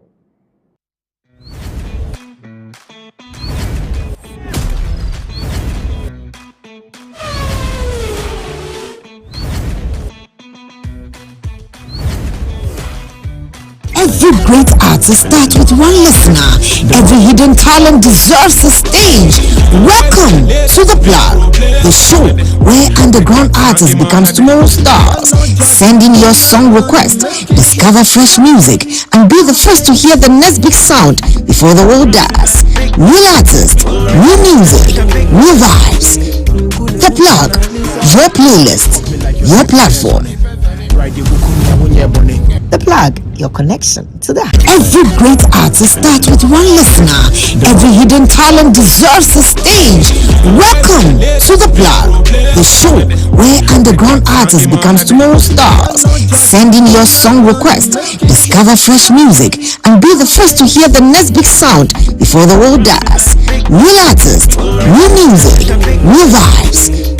The Plug, your playlist, your platform. The Plug, your connection to the hottest sounds. Greater Works 2026. Speaking, Pastor Matthew Ashimolowo, Bishop Tudor Bismarck, Bishop Mike Okonko, Pastor Paul Adefarasin, and our conference host, Pastor Mensa Otabil. Date, Monday the 3rd of August to Friday the 7th of August 2026. Morning sessions, Tuesday to Friday. Time, 9 a.m. Evening sessions, Monday to Friday. Time, 5 p.m. each night. Venue, ICGC Christ Temple East. Special song ministrations by Joe Metal, Once More 6, Nathaniel Bassi, Dunsin Oyekan. For more details, visit gwcentral.org. Greater Works 2026. It's coming down. The culture never chills, and neither do we. Viral moments, breaking stories, new drops, exclusive interviews, spotlight artists shaping the sound right now, and our African Star of the Week taking over timelines. Then it's straight to the top 10, the songs running the streets, owning your playlist and living rent-free in your head. No skips, just heat, pure vibes. This is The Rundown, your ultimate destination for everything entertainment.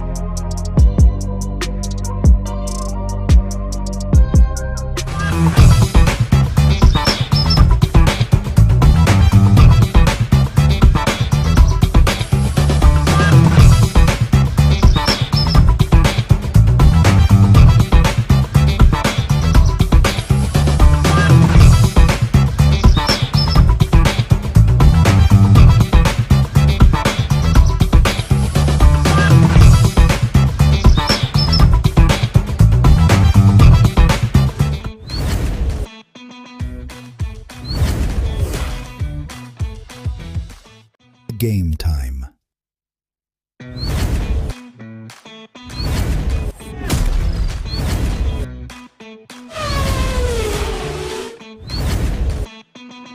Well, I was for some Makwaba Game Time live on ABC News GH.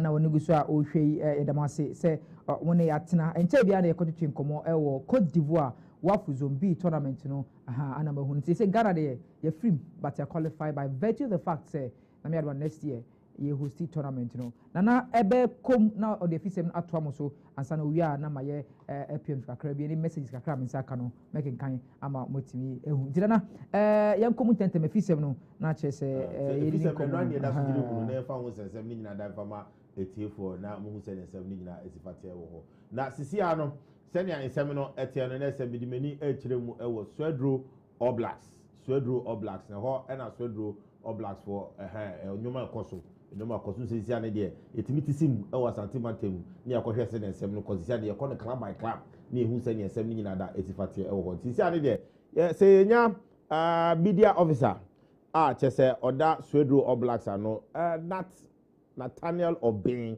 ewa homa no so ye bana kwa badba djumedi no so Yozo Johnny.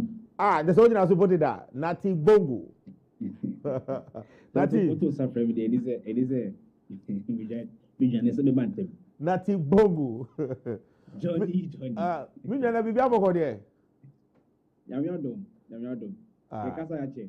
Pa be 4-5 years but today yenkom na yenhwe se nsem di nyina da esifate ewo ho Swedro Oblaks last season nke ya yi sisade de my preseason no question Johnny Mamenda was in a chair with crew members. And they were for Musho and anyway. Prison echo very well. Yes, I say from Aguna Sodro, first phase on your chassis. Then after that, Coach Kasim Mengo, LED team to go to the second phase of the preseason and then yeah, Peche Campbell, the Winneba Sports College. I want a team yeah, the next phase of the preseason until the commencement of the Ghana Premier League in September.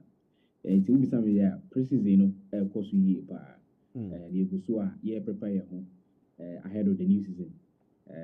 Yeah, you need last year it has been BBA you to me near the BFE but it's a caution for us. So what about we are doing? We are doing certain last year yeah go for me. Majority say Bobo Kobi kese pa e Ghana ha oso mo left back Aziz ni de mo ye de oba be fa no e de nakọ mo beja no e mo wakọ ana. Johnny. Yeah, me too pa. A business. Oh. Okay. A business. So whoever comes one the proposal no best club the best player why not? We are in business. Who to be good? They say obviously told there. You understand? You have to balance your books. It's very necessary. Okay. It is season where signings Bensa and Swedro Blacks aya a baby fee up squad. You will season coach Kasimenga and take a report at the brain. So yeah, a holistic review, retrospective analysis about the season okay. Not only the technical aspect, the other aspect that we also took a critical look at. Okay. But coach Nidia, for example, because of Ubisa new additions, I say if areas we can strengthen the team in the bit now. So already now team all more. If it's going forward, the debate, the one or two become one. So coach, LED, coach and the club president, Mr. Suna Tukesin, and LED charge for our recruitment this season.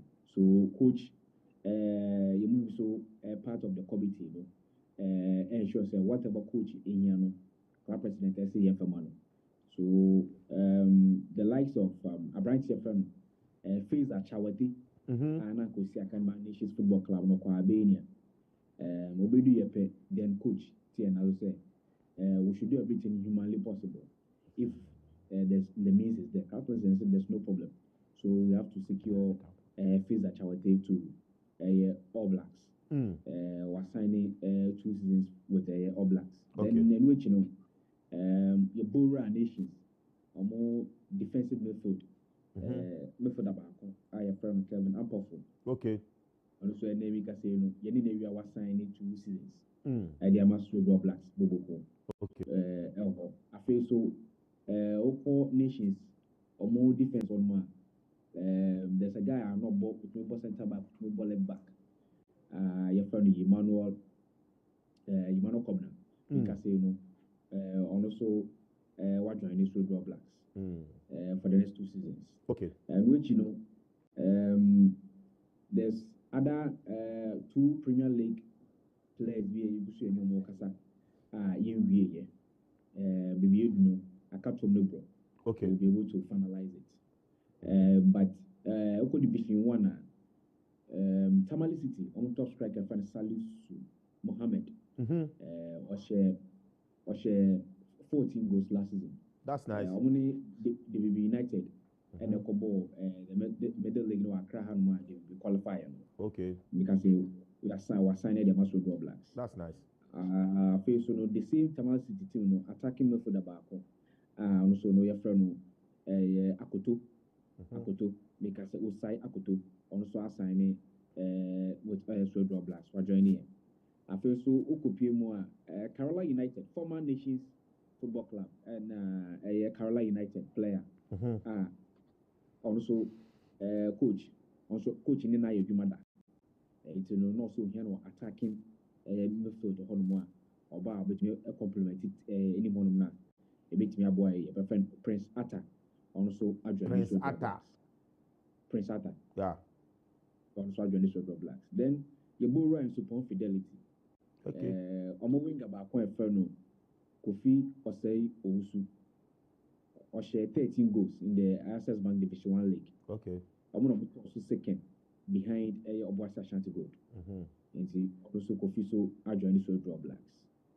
I feel so no, let's say you pay another young striker. Eka home because the last season you share a game model, your style of playing, created a lot of chances, but our inability to convert many of these chances, you know, they are to be okay. And now you see maybe about the dynamism of the league. Okay. It's a young striker now, or see a kind of Tamafrit Football Club. Our Tama, Greater Accra Division 2 League. Okay. I find percent bar, make us say, also, or join the Silver Blacks. Okay. Very good, very, very young chap. Okay. Left foot. That's our nice. journey, also, your more preseason. I feel so, no, your Burra, Akosombo, Wawakosombo, it's a team there called Dream Chasers. Dream Chasers Football Club. On my left back. And so no, make us say no, you need a year or Babe join or join the Silver Blacks. Japan wants my prayer. Okay. So basically, these are notable players on my journey. They are others so on my journey. If you move from the youth team the same time. Okay. The senior side as well. Okay. I go so you're building a formidable team for the season and beyond. Okay. Now when the man say what bobo omo ba ma sign omo na omo so moja omo kwan no so no omo do so sa. Yes. I have to be real.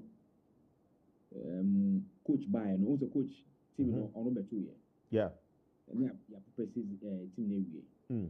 But Bayern not materials or so no or you more opportunity. So edu be we no ono ehun so no we no betim dia ye adwuma we no ntimi fa nye adwuma. And one other mistake that we did from Division 1 by Premier League is that we thought the team and everybody will be able to compete. Okay. It will become, but at a point in time, you see your weight bill very, very, very high. Okay. So one, we need to prune down the cost, the squad, no. So the person be a coach, ne sabe kon do anwa fi so between no my na afi so no financially no so that it can make it will make sense instead when we are spending. Okay. So we decide to cut down those squad. No, unfortunately, All Blacks we decide as a player no you're releasing and any we don't talk about it. Okay, you because you believe it's a player no so assume club no one way or the other. Okay. So be kwa say man no kwan na dem. Okay. Na ye ni you say man no kwan e bi opportunity will be. Okay. The moment I be when there are a whole lot of issues that sometimes they go through. So we are doing that to protect them. Okay. We will wish them well wherever they are going. Okay. They be musu on so when you officer or more you go so or beko. So basically these are the players will be some more kono. Minim say coach Kasim Mingo there about Ghana Premier League na odimu titimba yepa. Senior players no obo board the matter no onya selection headache. Yeah, per se onya a good team. You understand? If per se onya a good team, he's a coach. He knows what he's doing. And so we need sign or the game models are as and when give the bano or share the team. It's that's why I'm saying that you per se you build a team that will be ready beyond this season. Okay. I see it to be building a strong squad. Okay. Na my club no in the Benyam. Okay. They be and say they supporters and so a good job. Okay. We need to also put up a good team. I don't want so many budget. Na Ama de Biano they will be able to troop to the stadium to come and watch our games. All Blacks is the only club last season every home game over Biana Waima. Every home game over Bana Waima. we better say, must stay on the capacity to cry. We do the same thing, but it's not able to fail. Yeah. So our people, they tell you, say, this is our club. They are very passionate, all black supporters. They are very passionate, loyal, and very supportive to the club. That's nice. And because of this, and last season, I'm working. I say as management, and I mean, those of us in the privilege to serve the club in a higher capacity, we need to take a good decision for this season and beyond. Okay. That was now, Senia Okase fans, no, passionate, loyal, no. Senia Mobaji League, 2026-2027 League, no Ghana Premier League, Mobaji the Amona, Omakuma Tomu. Obienwa oko dokwa say okono obia ko bolu keke. But yes, obia prepare. I think say the league is not a race; it's a marathon. Okay. You can even win your first 10 games or first 5 games. The remaining games, one managing here, Johnny. Or Rebecca Bruta. I have to be circumspect. Now. My supporters assurance say this season they will see a different All Blacks. That it breeds confidence. It breeds team why ready, why hungry to make history for yourself. We are black magicians, but it's rather unfortunate say your accolade, we've not been able to work towards that, and that's what we intend doing. Saying collectively, every stakeholder within the club structure about board na yeye. And me in Kase ye kojiwe ye say no, nemu will be a formidable force in the league. There's a top 4 the mobile team room, top 4 the Swedro Blast. We have to see you guys. I think that I was able to accumulate whatever you want to hear into a nutshell. Say, bro. This season, we want all black supporters to be happy, and we are building a team. That's nice. We want to leave things. Yeah, I can say give time, some time. Okay. What I say. That's it. Let posterity take its course. Okay. And be sure say everything will go on very well for us in this season. Nathaniel Obeying, legendary Bakupe. Legendary Bakupe. But that was it. Say a boy homano. Otimi Adia so now near dear Kuma. I would do commodity word de pa. If you say, Ewaha, na say a better boy homano. Now, what the dear cost was Sudo Ginada. Was the Sudo the Enya Diao. The cost was Sudo Ginada. Yeah, they have all their bread. And the room in Chaya Brafi. What if I bro? Ade. Nathaniel Obey, PRO Edima, Sudo Blacks.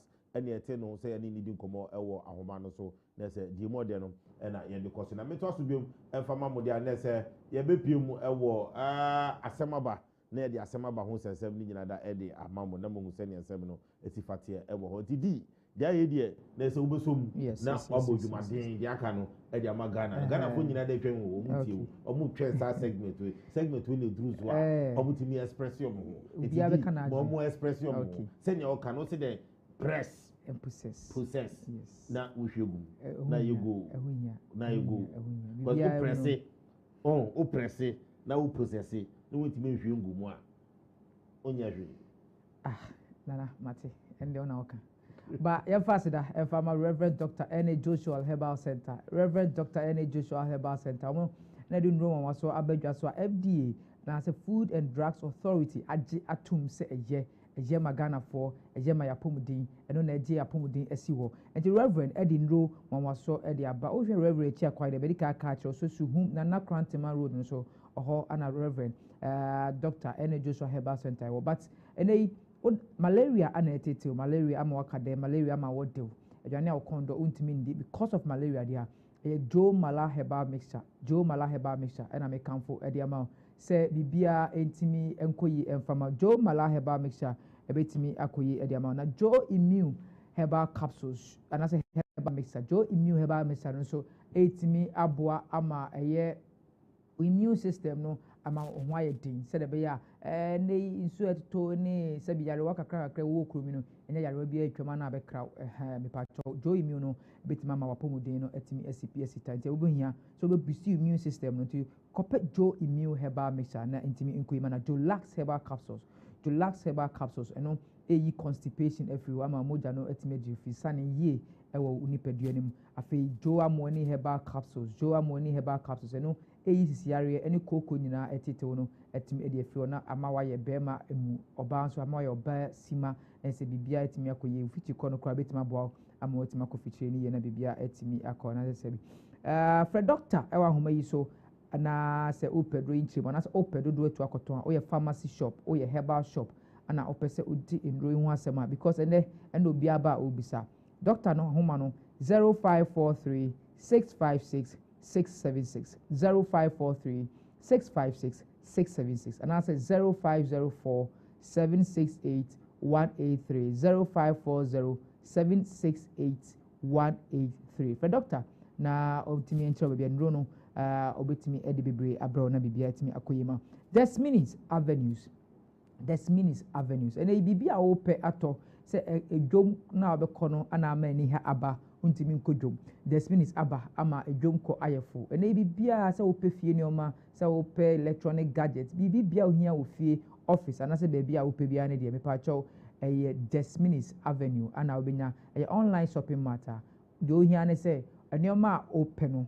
obeliste na de fa send your WhatsApp number no ombeto na bibia wo bia wo tro mo location na ometimi de normal na bro se de be ya bibia betima koyi omo de bro na inspect na se enioma na order ya wotia ka fefefe enya afino bi beji usika se mamiska na me phantom bro na se delivery se mamiska da bi o deliver bibia de amount eni ka se me say market prices no de obenya ne say the price na benya no dwom no sa pepepe ana oton e de amount enti obi de obe home na this minute me di dwa no e de abro 0540 505 794 0540 505 794 a number obetimi de delivery no and I say order no afaso send your message WhatsApp message obetima to bibia e de abro na Jara Sportswear na jerseys no for aba and I stories of Chelsea teams no a launch your jerseys there na your fair dodo be na ope Jara and quality jerseys Ghana had here ono na jerseys nyina no ton papa ni nyina no osa Jara ho de hu se de aka bia no e tireja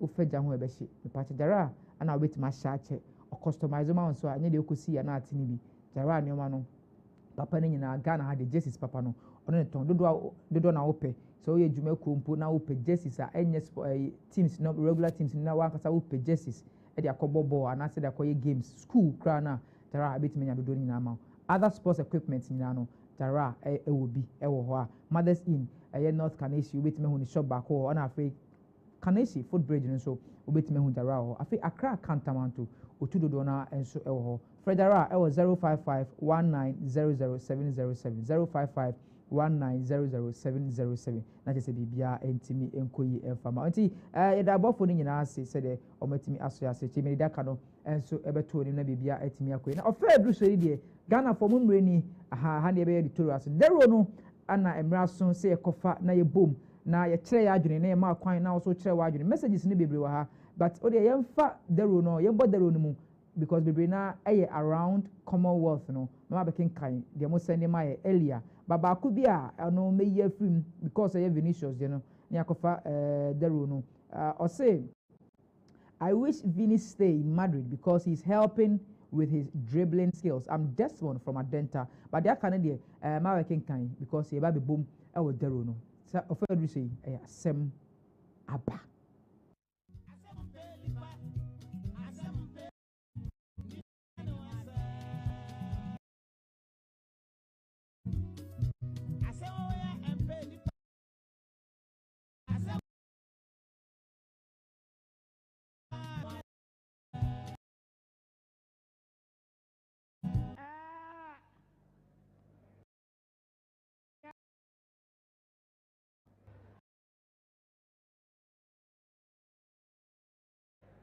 Oh yeah, not just Samaba. I said, I'm barely back. I said, I'm barely back. You buy the panel. I said, oh yeah, I'm barely back. I said, I'm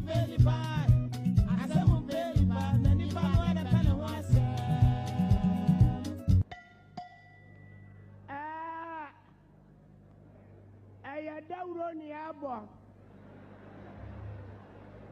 Na Sawati Konkoya Natrasa Samaba. Asam Pelipa, Asam Pelipa, Nipane Panoasa. Asamoya and Pelipa, Asam Pelipa, Asam Pelipa, Nipano and Panoasa.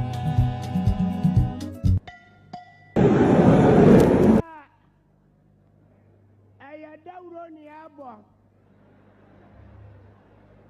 Na Sawati Konkoya Natrasa Samaba. Asam Pelipa, Asam Pelipa, Nipane Panoasa. Asamoya and Pelipa. All right, definitely. So that time we only say father road na say bomudia na say krom ha nyina obia nim say asem aba. Nana KWAKU GYAN and then so asem aba. Asem wo. Asem aba. Asem kese pa wo. Asem aba. Asem chechirechi ni mu odin pa e wo. Ene ye komo no nyina ye wram e wo Ghana. Ye mrante a ye de omukọ ye so omukọ represent e wo Commonwealth Games Glasgow 2026. In our previous editions, actually, how our Commonwealth Games in Ebaye and Ghana, the number of times they are participating. Now, this time, Ghana Koba, medal table, no, out of the countries, over 40 countries, Ghana also 30. 30th, you have 2 medals per. Now, I know one of the athletes, Bocho in Quebec, or no, participating for Ghana in the para athletes. Yeah, he said 47 years. Now you be said and Tiasia, Aden, and a debia, ya co event, Commonwealth Games, ya qua, ya medal, Embro 9 crada. The last edition I call ye Birmingham before this one. You had the 5 and a buy Australia and a scandal near the cover buy. Could we when you must be BBC. But I say a table in Quebec, you know. Yaba messages are most send making kanga crabba. Nay, said ye cacrabia bar, ready a yedika cabida. You bake a crab, no more somebody, my gin chaba, baby at a phone line and check. Now, so I gin chaba. Ghana para athletes. Yentia concerns or raise against their cost or other federations. We don't ask for bigger, like how we don't want to be compared to one of the lovely girlfriend Ghana have, the Blaster. We don't want to be comparing ourselves, but I believe that para sports has proved it time and time that we don't need much to win laurels for Ghana. Demonstrate it. For the 70 years have demonstrated, Tahiru have demonstrated, Promise para swimming have demonstrated. We just need an equal share of the cake. I will say it once again. I would prefer for the nation to invest $9,000 in me in terms of preparation, in terms of equipment, in terms of everything. And after winning gold, they can give me $1,000. Then I can believe they have vested in that gold they wanted. So I've been running for Ghana for 20 years now. My equipment have been bought by myself all the time. I'm just hoping that, as the minister has said, they are going to invest in the athletes. It should not be just a words, it should be action taken. Samson Dean, the president of Africa Paralympics Committee, the president of National Paralympic Committee, is proving it day by day. Our coming here, preparation for back home, pocket money support from him and the management has shown is a part of motivation. All that we are asking for is to share the national cake equally. Thank you. We don't ask for bigger, like how we don't want to be compared to one of the lovely girlfriend Ghana have, the Blaster. We don't want to be comparing ourselves, but I believe that para sports has proved it time and time that we don't need much to win laurels for Ghana. Zinabu has demonstrated. Hayford, the 70 years boy, have demonstrated. Tahiru have demonstrated. Yes, but you incur say para athletes now. Omo sebi o. Omo di dem no. Aha, omo ana esun say sika ye promise Ghana ban promise omo ye say ye be omo $10,000 say kokodi gold ebra. But nisu a wo sunya ne say sa asem na wo ka chem no asa de sebi o de ade atosoro atudua so na wo ka cha tetede say omfa unu say dey atitire o timi mfuru nduru ho nkofa enti sa 10,000 na ode man no ona obatifie na say obe complaining da me ko school me nya book fitiu me nya pencil fitiu me nya eraser on farmer no but exams drew ya o say onko di first mbra na ma no 2 million and 1 million sa akwa na on tohwe ma no o de den na ekwa di first. I know any butcher issue or osu. That's case number 1. Number 2, Ghana Black Bombers. Omo aye boxers no. Omo coach coach Ofori Asare. Na yakoba na ye busa say aye gu enwoni ma 2 medals. Para for no ye ken. Omo enya Zinabu enya 1 silver medal ma ye. And say enya boxing so enya bronze back. Enya 2 medals pe. Ye the 40 athletes and a koye. Neno na coach Ofori Asare ewe o ka kire Ghana for nyina say or say Tio, this is his quote. I wasn't involved in selecting the final team. I only came in to train the boxers once the selection had been made. Team I coach now or the Ghana boxers no or the Ghana boxers and say team na fire no on count no on the by so be training into your marante no crano no on Jomundi but say o me training no or training and or call further and as I tell you also caso or say we didn't receive kits and during the tournament. At one point, 3 boxers had to share a single pair of boxing shorts. Sabi pants and I say nika nipa miensa eche baako na eshe. And we even borrowed training gear from the center just to prepare. We ayam koma on a sporty FM ekokodi e coach Asare no. Na akofa nse bebre ba media dey simple medical can be that because e say be phone line no. Phone line the baby 024 725 7224 024 725 7224 wait my friend. But at the end of the say before see a tournament you know ministry release 11 million Ghana cedis. Emma GOC secretary Akpokwa V ebe catch Ghana for nyina say yamma 11 million Ghana cedis. Musa Ghana for preparation 50 days to the tournament. Says can preparation be near the year and they boto nkebe so esu say GYAMFI can ma prepare. One time the call preparation ben on the call ye de bia ye Ghana be tournament akogu ye woni ma se awie na ye ba athletes isu coaches isu one na free boxers no e de ma coach Ofori Asare ana coach Ofori Asare so e den ana ade a woni mu hwe ya free say o sim papa ni se be train omo no aba be train omo awie and for results are the desired results by ya o say you na from so are you exonerating yourself from the blame?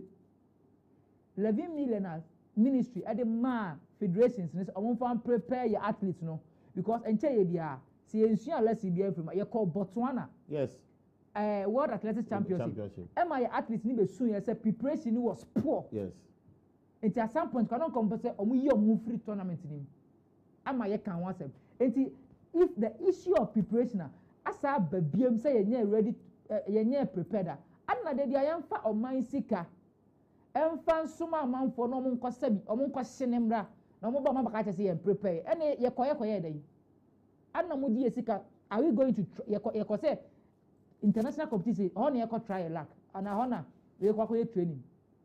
Why are we taking things for granted here if we are not ready? Why do we wait for the embarrassment as ye ko try ye the man sika asuma mo ko na sika no na mo be account for ya prepare we say obi na free players mami we see ye nya kit we see ye nya say why this too much complaints? Yeah, bro. Because I dare you once the Dragon and Fan Babaku, Sika ko ebia eko.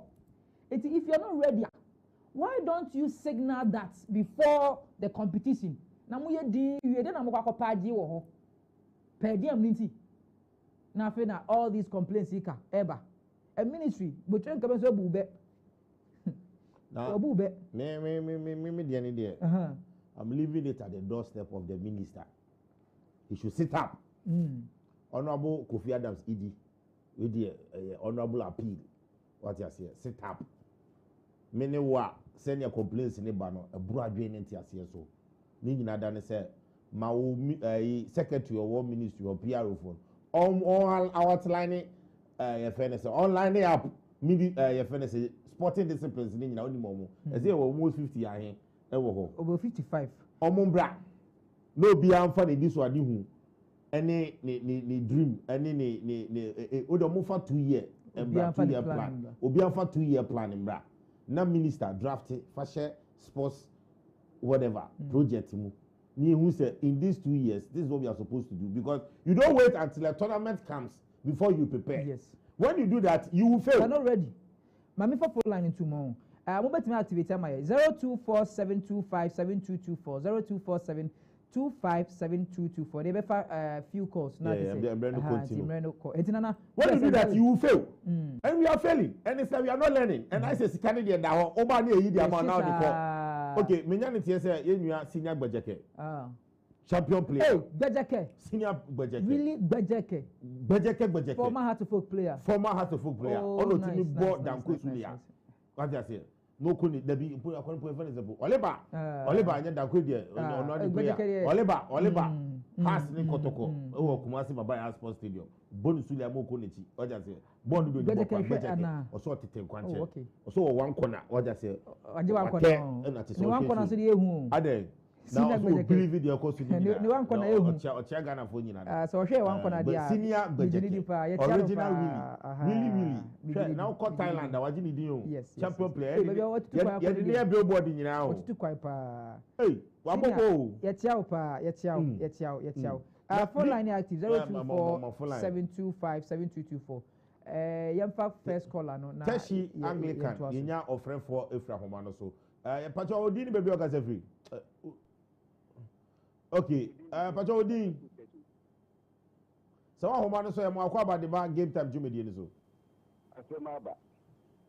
hello okay Teshi Anglican Asemaba Asemaba Asema atodwe wo di on kire mu ni se wo di enso ni se Asembo pacho ya wo mi se Ghana ye ni so kasa mitio pa Ghana ye so emra na ye ka se landsat football after the Commonwealth after how many weeks, days, months, years are man for the preparation na ye 2 days 3 days and ye preparation. Matter we are not serious. Tika Adena everybody say as I know when they sport na yes they are into work asifem in Ghana we are not serious. Our minister again our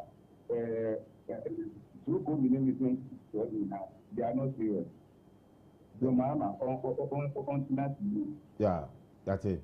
There was a wa adwentra o dia aba to betima frɛ na number no na wait hwe video no so na say ntimi no ndi nkomo na oso wetimi akyerɛ wadwen e dia ma topics a ye dia to ho no na hwe sɛ ne e call so e wo Glasgow na se ewie na bojo nkagbe asɛm a waka ne dia ɛso yie pa e dey say preparations dey poor na say the LOC and GOC any federations no omo ankasa na edie mpa no mo ye preparations be no mo ye ya ye dey sam branti ekwe omo ko se ye ko participate as dey ye try ye ko participate and as ye ko je laurels fambra I know na men ti o ma say because say if and I make say me I leave my conversation at the doorstep of the minister is sleeping. I'm telling you for a fact, because if minister is not sleeping now, all these things won't happen. If minister is up and doing, no himself, yeah, the 4 athletes and a free boxing and boxing for coming at 10. Yeah, the winner okay, at least we or your national way or quite we no the preparations no be any to you would your course. You quite all the vim be and never call. Now you usually. You see, I see a final minister okay, and a young call, no more. We have to prepare. Minister or sister, see an idea, men make a chono. My federation is in your answer line. every day at least we need federations there 4 5 and now they're 10 obian funny 2-year development plan fambra short term immediate one omo fambra na yenyo mundi nkomo ni ehu say football a omo so form de mbra taekwondo a omo form de mbra judo omo form de mbra badminton omo form de mbra ni ehu as a nation no sports fraternity and sports discipline no say 2 years ni yenim say na omo dia to omanim enti say bia football beje medal ba kwa ma yenim say football ye need a medal be so taekwondo so betima ye bibi ni ehu ni prepare omo because if one year side ma we na who nyoma wa obeside hu nyoma so we can't keep investing for nothing because the point is that say football for bana say hard on omo the federations are also embarrassing the nation. Yes. They call games. You want the paper be but the man's canon and football for penny your man's canon. Football call discover. The excuses any reasons be what I say. We say Mammy messages now. Good afternoon. How can a giant sporting nation like Ghana send a whole delegation to Glasgow and return with only 2 medals? Smaller nations are leaving us in the dust. We keep failing at major tournaments because we do not take preparation seriously. Kofi Edif Ahoju Kumase. I'll say, hi. I read the official statement praising Team Ghana for showing courage and resilience. Please, we cannot be normalizing failure. 2 medals out of over 40 athletes is a poor return. The Ministry of Sports and the Ghana Olympic Committee must give us answers, not sugar-coated speeches. Ansa Yao, Edifree East Legon. And I said, let's stop blaming the athletes. How do we expect our runners, boxers, and swimmers to beat athletes who train 365 days a year with top-tier technology? Our government only drops funds 2 weeks before the games, and then we expect miracles. You reap what you sow.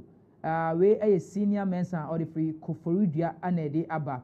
I said this Glasgow is just a copy and paste of our recent sporting heartbreaks. First, the Black Stars' early exits. Now this Commonwealth disaster. Ghana sports needs a complete top-to-down cleansing.